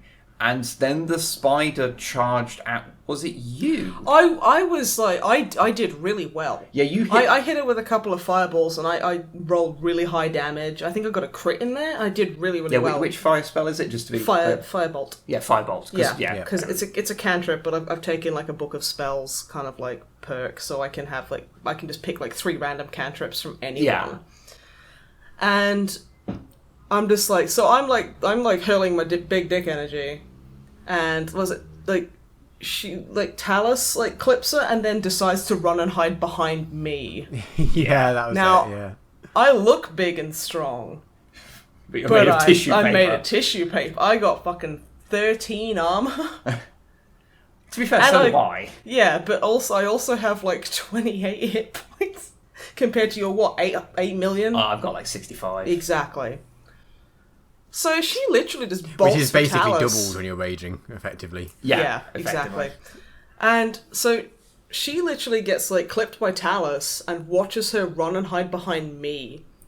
So Spider-Ho is just like, oh no you didn't, and just fucking bolts towards like Talus's, like where she's hiding. Me. And she fucking, like she hits me so hard I go down in 1. Talus, at this point, I'm pretty sure, her ass starts going like a rabbit's nose. Yeah, fortunately, though, I managed to catch up to the very quick spider. And she was fast. Because I was using my Fury, that means that I get 3 attacks per turn. Now, the spider had been whittled down by spells and we did hit attacks. her very hard on the initial. Been hit a fair bit, but had, a fair chunk of health points left. I think it was like over 50, I think. Yeah, I rock up behind her and do my 3 attacks. Because, like, we've got flanking, like, bonuses. Yeah, so we've got flanking bonus. Because Talus is, like, on the other side. Which meant that I ended up rolling 2 crits. Yeah. In this thing, so 3 hits. I actually wrote down in my notes, like, how amazing those, like, attacks were. Which led to an interesting... So, yeah, basically, the thing went down from, like, 50-odd points of health to nothing, like in just my 1 turn, because I rolled quite well on the damage as well. You fucking lumberjacked her. It was well over 50 points. It was. Let me actually look specifically, because again, I wrote this down because that was awesome. Okay, so 27 plus 12 plus 15 damage. That's a lot. Okay, well, that's 27 plus 17 plus 15. But yeah, over 50 damage. Yeah. So. And that's basically all the hit points she had. Yeah. Which I understand was a slight annoyance to you, Matt, because if you'd like to explain how the end of that encounter was supposed to work. No, I can't remember. Oh, you're not supposed to say that. Yeah, she was about to like chuck some of your stock, chucking people off the bridge. I think at one point, because she was getting. She obviously her first aim was to like take you all out. When it turned out, oh, you guys aren't just random travellers who she can just easily take out. Like, oh, well, we just make the party weaker. How can we do that? Throw them off the fucking bridge. Because wasn't it like at 40 hit points you went into that phase or something? Something like that. I can't remember exactly what I'd set it at, but. And then you kill her in like 3 hits. And so completely bypass that final phase. Yeah, that was right. Yeah. It was like her next turn. I think she was probably going to start getting a bit more frantic about things, and yeah, she didn't get chance. Nope. Thank fuck for John Boy. So the problem then is that instantly after we've just dealt with this, I like Talus, because this has happened before when Talus is hid behind me and I get and I get downed in 1. Because she feels guilty, she'll use a healing potion on me. Yeah, so she'll like prop up my head and like chuck it in my mouth and pat the back of it like a ketchup bottle. So I'll get up. So you managed to get me up, and we're like sitting around going, oh, thank God that's over. Oh, that was a horrible fucking fight. Nice one, Johnny. Let's loot the horrible creature. And then we hear a shout. As more... Not spider-arsed drow, because the thing we fought has like a drow body. Yeah, think centaur, but spider, not horse. What's the name from Dark Souls? Like Quelaag. The Quelaag, yeah. From Dark Souls, but with a drow instead of a person. Yeah. Or witch, technically, whatever. Dark Souls lore is weird. Yes. Yeah, so more drow come up who seem very upset that I think we might have killed one of them, Spider Wife or something. Oh, his spider waifu. Yeah, one of them was a massive Monster Musume fan, despite the fact that show is terrible, and just started getting really angry. None of us speak the language, so we were just like, okay, he's probably angry. And so he pops up with a bunch of fucking archers. Yeah, so... And one of them just goes and turns invisible. And we're like, oh, fuck this. So... Fuck this. Then follows a somewhat desperate fight since we're, everyone who isn't me, basically. Yeah, really. Has had the shit, beaten out of them by Spider. Sora gets, she gets archered to fucking buggery and is just pretty much immediately down. Yeah. She's the heaviest hitter, magic weapons. So I start panicking because that's literally what I do. There was a few people on the thing behind us, the tower behind us, and Sora had thrown a few magic spells and killed both the ones that were in there. So at least we only had them from one side. I ran towards the tower, murdering drow along the way that were dropping down. Because the fortunate thing about being a very angry dwarf at fifth level is I move very, very fast. You move about as fast as the fucking elven rogue. Yeah, basically. Because you're so angry it propels you forward. Yeah, basically. Yeah. And go through gradually slaughtering everyone whilst you're all getting pelted with arrows. It's horrible. It is really horrible on the ground. By the end, this guy who keeps going invisible because he likes reappearing, throwing some shit at us and then disappearing. Do you want to know a fun fact about him? Oh, yeah. So it wasn't actually invisible. He was, I've forgotten the name of the spell, but he basically goes, into the ethereal plane at the end of his turns. Ah. So you were, swinging around wildly trying to hit an invisible dude, but there was actually no chance of hitting him. And he's only, it's I completely forgot the name of the spell, but at the end of his turn, he casts it at the start of the combat. And then at the end of each of his turns, you roll on a 10+, he vanishes into the ethereal plane and then comes back at the start of the next turn. But he just rolled higher than a 10 every turn, so he did it every single turn. Okay. I was wondering, because it kind of felt like, what are we supposed to do about this? Because he's basically impossible to hit, because he just disappears before we can hit him. Yeah, it was only in theory a 50-50 whether he does it or not. He did it every single turn. Oh shit, okay. That explains a lot. Yeah. Because you at one point were in quite close quarters to where you should have been. You were swinging round with your axe, just. He was literally in the box up top, up the top of the stairs on one side of the bridges, where he was, and he pops into a corner because there's 3 fucking squares, and he's in the corner, and Wib's on one side, and he's after he finishes his turn, Wib's I swing wildly, and it's you don't hit anything. It's fucking what? How can that be? But eventually we clear out all of the minions. Yeah, but because there was a load of them. I can't remember how many there were. There was a load of them. Was it 6 or something? 6 or 7?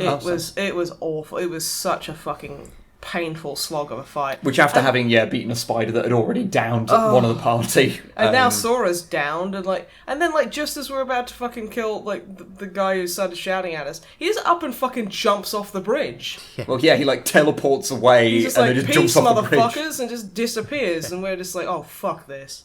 Here, a very painful splash. Yeah, he did not roll his acrobatics check well to dive into the water. He was belly flopped. It would have been funny if that had killed him. So you just heard what is fairly obviously a belly flop.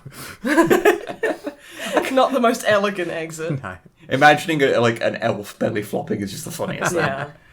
So we go and loot a bunch of stuff, and then rest up a bit, and then we move on, and we get to after a good it's an hour or so again of walking. We get to a couple of hours, I think, either side of the bridge. A couple of hours, because I think we get a little bit lost because Nathan's in charge of the directions, and we have established Nathan's not good at anything. So apart from thinking he's good at things. Apart from thinking, no. He's the best at that. No, to be fair, I have written down a quote where, Nathan turns around and says something oh yeah, I'm the best at this, and then the party falls silent, and Drummer Matt looked up and sighed, and kind of gave me a sympathetic look and went, Nathan is the best at being Nathan. Which is the most patronising, fucking accurate shit. But yeah, so we eventually follow a meander trail, and we get to this kind of small cliff face, and we're looking up and we're yeah, this looks like it's probably the place. And Nathan, being Nathan, is I'm really strong. I'm gonna clamber up here and I'm gonna chuck a rope down and heave you all up. And everyone's like, fill your boots. So he climbs up, beautifully, might I add, with the elegance of a fucking dancer. He traverses this climbing the side of this fucking cliff. Yeah, gets but then to the what top. happened? Yeah, okay, shut up. I'm telling the story. He gets up and there's a little mishap with the rope. So he decides to tie one of his one of the ropes around like a rock, and then he chucks it down. I was like, there you go, come on up. So Talus is like, yeah, okay. So she gives it a bit of a like non-committal yank to make sure it's kind of thing, and then she puts her foot up, but just as the yank is finished, the rope just fucking unravels. Because I rolled a nat 1. You rolled a nat 1 at tying a knot. Yeah. And I managed to jump over and grab it just in time, but Talus hasn't even climbed up. She's just kind of looking up with this dude, are you fucking serious expression. He's like, oh, it wasn't ready yet, and then ties it again. And this time she takes a good bit to make sure the rope is secure. She's like, I tug it. I tug it a bit harder. And then I gingerly climb up because I don't trust Nathan at all. So we all get up there and we're kind of having a look. And there's a big kind of cave entrance, which is fucking ominous as shit and obviously where we're supposed to go. So we have a look in and we've got Johnny and Talus had night vision. Dark vision. Not dark vision, yeah. Sora and I obviously don't because, we're unlucky. And so Talus goes in ahead and there's this weird spoopy creature. Squiggle cat. Squiggle cat, we dubbed them. Because it's like a big panther kind of kitty that is phasing, it's got a couple of flickering mirror images of itself, next to it. And it's staring right at the entrance. And it has a little baby squiggle cat with it. No, the important thing here is that we didn't see the baby initially. Oh, yeah. We just saw the weird eldritch horror that's this six-legged cat with tentacles. Yeah. Phasing in and out of existence. And we're kind of looking at that and going no, and then we leave, and we decide to go all the way down the path. Well, we go down the path to make sure this is the place where we're supposed to be. Yeah, and then then it just narrows off to a point where we can't continue, so we come back and we're like, shit, okay. We've got to, there's probably something in here. Mm-hmm. So, you try, because you use your illusion to throw your voice to see what happens, is this thing going to attack anything that comes in there? Because we don't know anything about it. And it blatantly does. But then backs off again. And then backs off. Okay. So, Talus sneaks in, uses one of her god-awful sandwiches and chucks it nearby, and it doesn't even react. Well, it kind of notices it, but doesn't move. Yeah. And then I think we notice that the baby squiggle cat. Yeah, it has a little baby one next to it, and at this point we're like... We don't want to kill this thing at all, because it's literally just protecting its bib. And we're like, okay, what do we do? We're trying to we're trying to do the right thing, because we don't want to just kill these things for no reason. But we're like, what if these are the people that we're after? This is used as a guard dog, and there's a secret entrance into the place in this room that we can't see because it's so dark and covered in cats that phase in and out of existence. Yeah, not my favourite. And I think isn't it around this point that we then hear a thud from outside? No, it wasn't. That didn't happen till later. I thought that was what instigated the fight. No, because Nathan goes into the front of the cave with a light source. Oh yeah. And he tries to do a talking with it, and it's just an animal, can't talk to it. And while we're kind of while Talus is kind of telepathically communicating with me and kind of getting into position, kind of around it, then we hear a thud. Yeah, and after missing a few perception checks early on with a few of you out of the cave to notice something approaching. Yeah. Mm-hmm. Nice one, guys. Yeah, another one of these cat things. Daddy squiggle cat. What are they actually called? Displacer beast. Yeah, Displacer beast. Drops down behind us. Because the thing is, we don't know what these things are, so we have no idea, if they are benign or frightening whatever. Squiggle cats. Or they are, obviously, in D&D, there's a whole alignment evil thing, but, So this thing drops down, and it's oh, well, I guess combat starts now. And we all feel bad about this, because we just, this is just animals, they don't... They're just protecting their young and shit, and we're rocking up like dickheads. But they're gonna fight us, so, Sora and I fight the one outside whilst... We very gingerly fight the mum. So, And then Talus, like, halfway through goes, no, fuck it, this thing's annoying, and I'm gonna kill it. So I guess what would be the sensible way is to compartmentalize this into the two sections of the fight. Yeah. So the part outside was pretty standard. So versus Daddy Squiggle Cat. Yeah, versus the Daddy Squiggle Cat. When it gets hit, it stops phasing in and out of existence and becomes there because is it like you roll with disadvantage or something to hit it? Yeah. I can't remember offhand. Yeah. And then if you do hit it, it like basically gives you an easier hit. Yeah, it gives you like a window to hit it normally. Yeah. So what was happening was you were both like swinging violently for each other, you and the Squiggle Cat, and neither of you were ever hitting. Well, no. What happened was Sora was hitting it. And then making it go solid, and then I'd whack it a few, and then I'd whack it, then it'd go out, and then it'd phase out again. Then she'd hit it. That happened a few times, but then after, then the final part of it was where we just started swinging at each other, and neither of us could hit each other. Yeah, it was pretty fun. But eventually it was down. So that was pretty standard. But on the inside, you guys kind of focused on keeping this thing busy more than hurting it. Yeah, because we didn't really want to hurt it. So like, Talus. I don't know what perk she has, but she knows a few like spells. She is an arcane trickster. She's an arcane trickster, so she knows a few rogue. spells. Yeah. So she decides to cast Tasha's Hideous Laughter on this cat, on the mama cat, which makes which you do works it to beautifully. Yeah, what it does is it makes whatever you cast it on, if it's successful, they basically kind of are seized by an uncontrollable urge to just laugh. Yeah, they like... For like a round, they're incapacitated because they're laughing their asses off. Isn't it like it can be for several rounds? You have to roll for it. It's until they have to save against it to start with to see if it happens, and then on their turns they try and save again. So if they keep failing the save, it can last for the 10 minutes or whatever the duration of it is. Yeah. Or minutes, or I can't remember, but yeah. Yeah. Got it, like, she did that first. I hit it with like a firebolt, because that's just what I do. And you go back and forth, like, I think the big thing there is, that hearing this displacer beast it laugh... was terrifying. It was like this weird screeching fucking... It's like, you'd think animals can't laugh, but like, it works on anything with that intelligence higher than 4 or something. And the beasts have an intelligence of 6, so they're not quite as daft as like just a normal cat or animal. So, this thing does have a concept of laughter and humour. So it's sitting there, literally rolling on the floor laughing. It is ruffling up a storm. It is lamowing all over the cave. And its baby is just horrified. It's like... It's like it goes up and it's like, what was it? It's batting its mother, and it's just like, what more the effective fuck is going than on? stopping the mum attacking, because she did, every time someone else did damage, she tried to save and then did have some turns. But you wiped out all of the baby one or the child one's chances of attacking because it was too busy trying to deal with what the fuck is its mum doing. Yeah, it was just so like, Mum, what are you doing? And then like.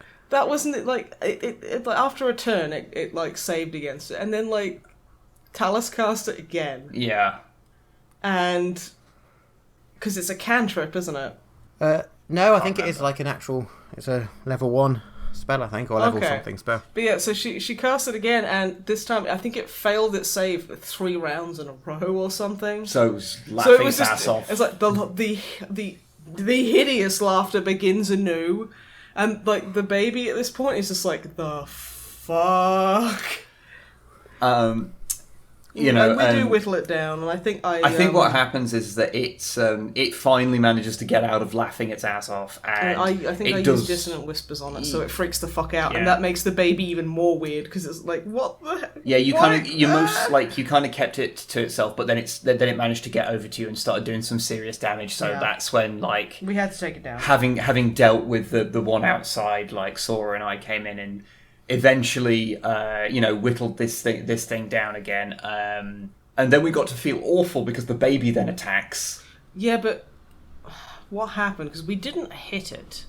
No, I think didn't Talus do some intimidation thing on it? I think she smacked it or something. It's like literally like unarmed, like slapped it or something. Yeah, it was all coming to attack, and then it took the first slight hit on it, and it was just like, nope. And then it immediately freaked out and went and huddled in the corner. And I have Spare the Dying, so immediately after the fight's over, I go and I stabilize the mother.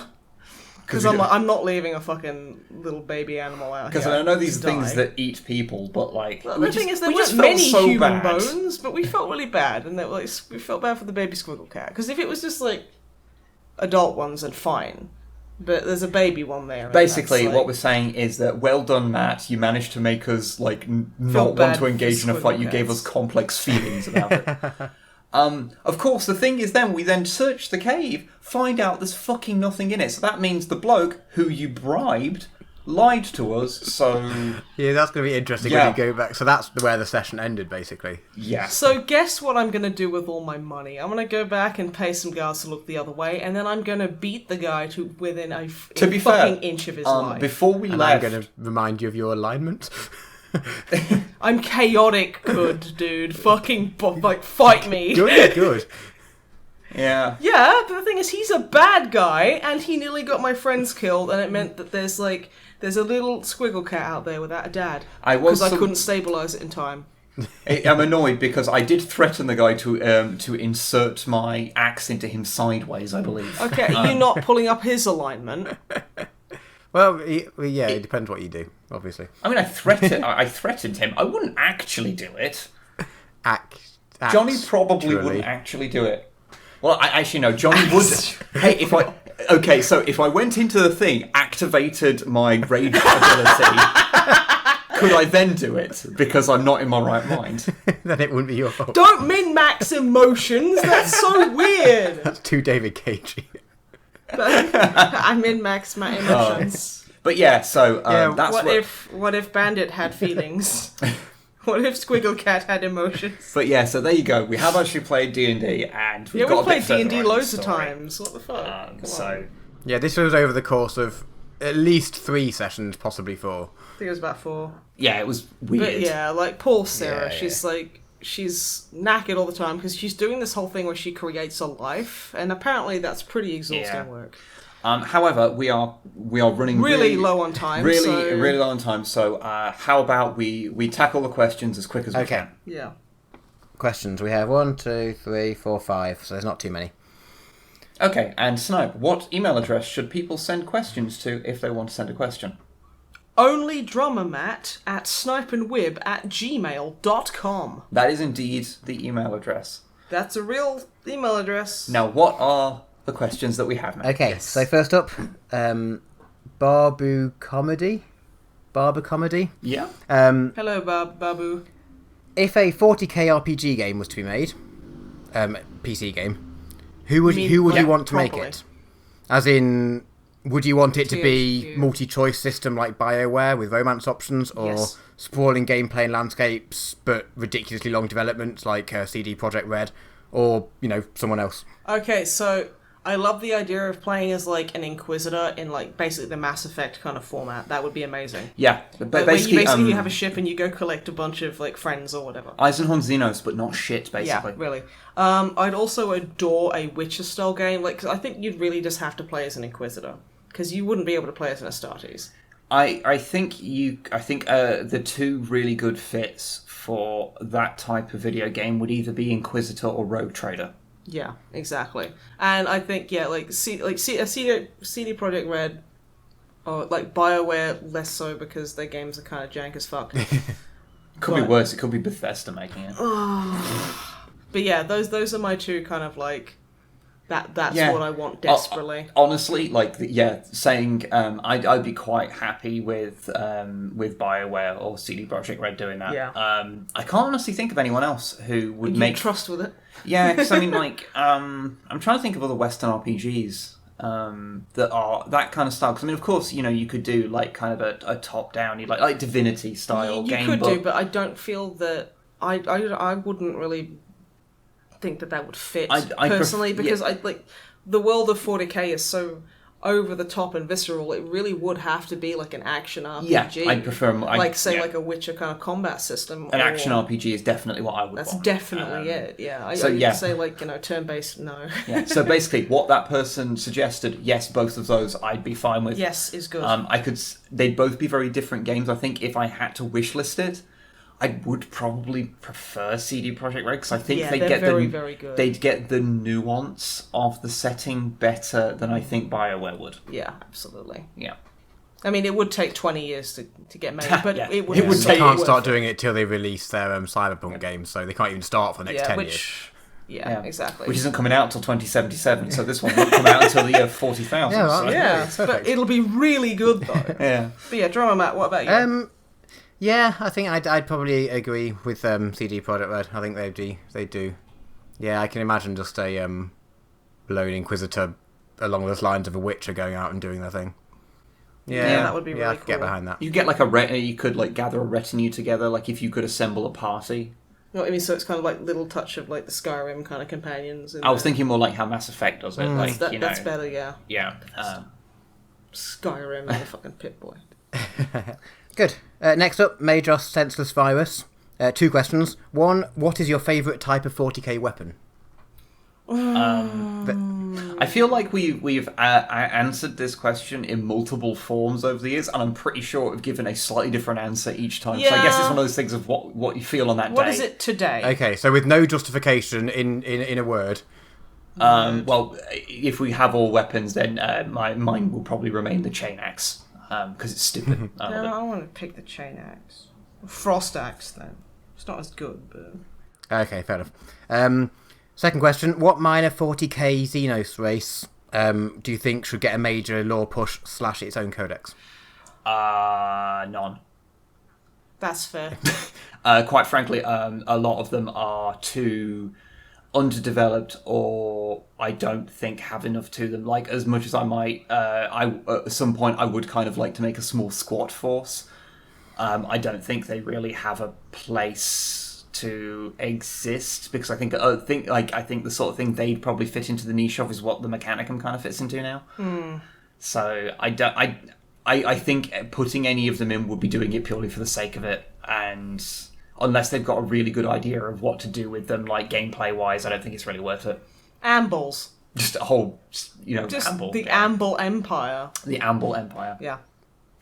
Although I would like to see them actually explain a bit more about the Hrud without all of the contradictions. Yeah, that'd be nice. Hrud was one of the examples actually they mentioned. Yeah.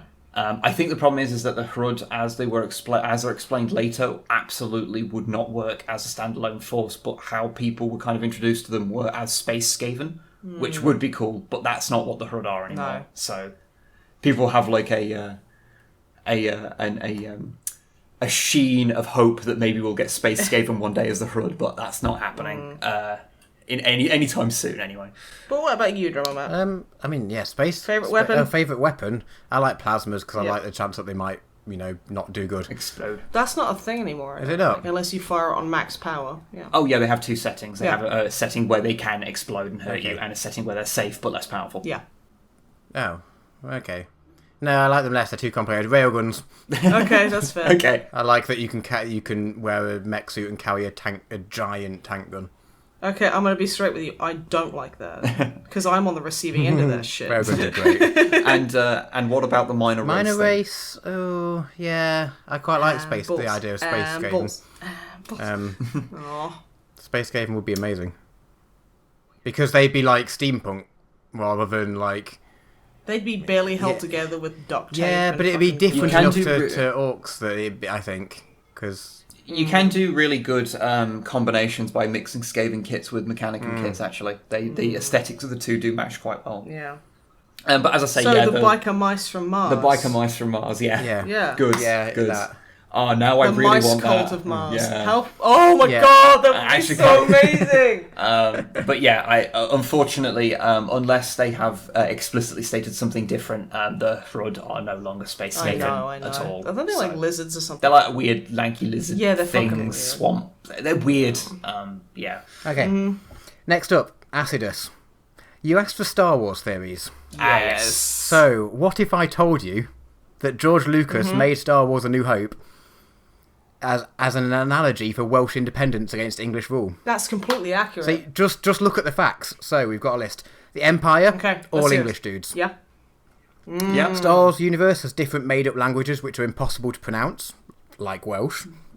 Yeah. Mos Eisley was a wretched hive of scum and villainy. It's a blatant reference to Rill. Oh, that's even better. This one's good. Wales is the land of... this is obviously him speaking. Wales is the land of my forefathers, and Luke has four father figures. Vader, Anakin, Ben Kenobi, and Uncle Owen. The Rebel Alliance just sit around a big table talking about freedom from the Empire, achieving fuck all, just like the Welsh Assembly. And both Tatooine and Wales have really bad 4G coverage.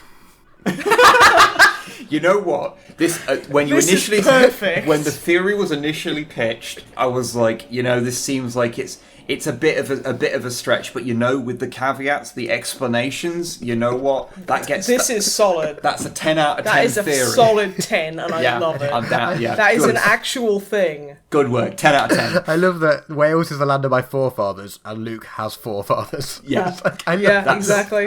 That's the most perfect fucking point. Because I know we were going to rate nonsense Star Wars theories on believability, and whilst I don't know if it's believable, the commitment to making that work, that supersedes anything Double thumbs else. up. Yeah.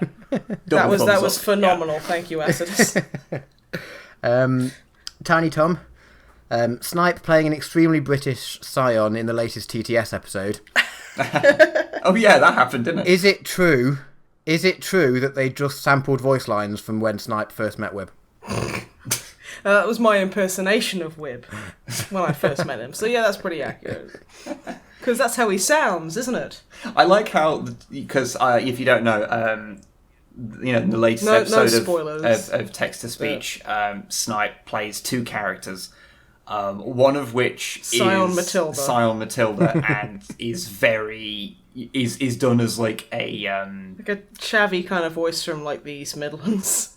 Yeah, kinda. So, a sort of vaguely Midlandsy sort of weird voice, and then your other one is doing this very prim and proper voice, very, very, very heavenly, saintly voice. Yeah, so you do two different ones, and it's kind of interesting to see how that is the juxtaposition of those two voices in the same thing. That's just the tip of my repertoire. But yes. Yeah, a lot of ad-libbing you did in that, actually. Yeah. Because Alpha was very kind and let me ad-lib a bit, so... because lots of the slang in the original was kind of written to be much more southern slang. Yeah. Which didn't sound right. And I was like, could I maybe do it, like, from around here? And he was like, yeah, fine. So I did it, and he was like, that is fine. It's like, why did I say yes to anything? Why does he say yes to anything to do with me, the poor guy? And last question. Last Nodos. Once we finished our current D&D game, are we planning on trying a different system? I haven't even thought about that, honestly. First off, I know not for the next game, hopefully, because once I've got a vague idea how you're going to end the current sort of arc, and I quite like to play D&D. So I think we've mentioned before, Snipe, you're going to have a go at it. I'm taking over as DM for the next kind of arc. In 5e still. Yeah. For a bit anyway, and then we'll see how that goes. And then after that, who knows, we can try something new or... I don't know, I'm kind of like, I think Pathfinder or maybe Starfinder might be interesting. Or something like that. Maybe some more Call of Cthulhu. Yeah, because we can do those in like... I feel like if we get, I don't know if we'll ever have time, but if we get like a good in-person day session, you can get through like a sort of investigation of that. It doesn't have to be an ongoing campaign. Yeah, so, I mean, I'd be up for some one shots. Yeah, exactly. Of different systems. So. Yeah, that could be fun. Just doing a few one shots of things, like especially if there's something that's like the actual base mechanics are relatively easy to pick up. Because some are, I mean, 5e is like, even though we kind of bumble through it a lot, like at the end of the day, it's pretty simple to play a game. Yeah, it is. Yeah. Whereas some things do require a little bit more. In-depth kind of thing. Like I remember, like building characters in Call of Cthulhu takes quite a while. It is a bit tricky. Call of Cthulhu is a bit more archaic in its system. Yeah, but I mean, to be fair, you could probably Frankenstein it, so you'd have the sanity table there, and you'd have like a lot of the crunch of. You could like simplify it. I'll play my dwarf barbarian assisting a librarian. I could be a dwarf librarian. Yeah, perfect. Just fuck off. I have like a special proficiency in ladders. Oh, you need it, you know. Yeah. I mean, proficiency in smacking your ass. Dang it. Sick of you. But yeah, no, I would like to try other ones. I mean, I'd love to try some of the 40k ones, but yeah, same. That would, but there's only like 3 of us are under 40k, and I've heard Sarah are not. I've heard most of them are somewhat obtuse to get your head around. Although the new one, there is, I'm sure someone's written a 40k thing for 5e. They have, certain I've seen a couple of those. But there's also Wrath and Glory, which is I think has had like some stuff released for now, which is a new 40k RPG, which I hear is a lot more simple. So I think that's kind of taking cues from 5th Ed D&D of like how I just want to play my OC Inquisitor and just annoy everyone. Well, you know, when at first available opportunity, I'll take a proper look at the rules for Wrath and Glory and see if it's something that might be able to convince people into playing for at least a one-shot. That'd be nice. But yeah. Last up, same person. It's not quite a Star Wars fan theory, but they just commented that they don't like The Last Jedi because it completely disregards their fan fiction about Snoke being the love child of Anakin Skywalker and Jar Jar Binks. So no, that's completely legitimate. Yes. I mean, that's the thing. It's like there are joking aside, there are legitimate reasons not to like that movie, and that's fine. But you know, I mean, if it specifically contradicts a headcanon fan fiction of yours, then no, fuck that movie. I mean, they did, but there was a fatal amount of sarcasm in that one, apparently. Yeah. No, that's legitimate. Yeah, that's legitimate. Trust me, I've read it. It's very good. Yeah. Can't recommend. But yeah, and with that, that's the end of the podcast. Just done. Just done. Bye. Goodbye. Also, because I can't think of anything else, send us in more husbandos and waifus of yours to rate. For next time, next time. Because, thank you for joining us, and we'll see you for episode 58 in 2 weeks' time, I guess. Pray for us that the sun hasn't crashed into the UK by now. Quite possible it happened. It's quite possible we're probably dead. So send cooling, rain-based thoughts our way, and we shall see you in 2 weeks. Goodbye, everybody. Goodbye. I really wanted to tell people to send you ice cubes to your P.O. box. People will do I know, it. that's why I didn't say it.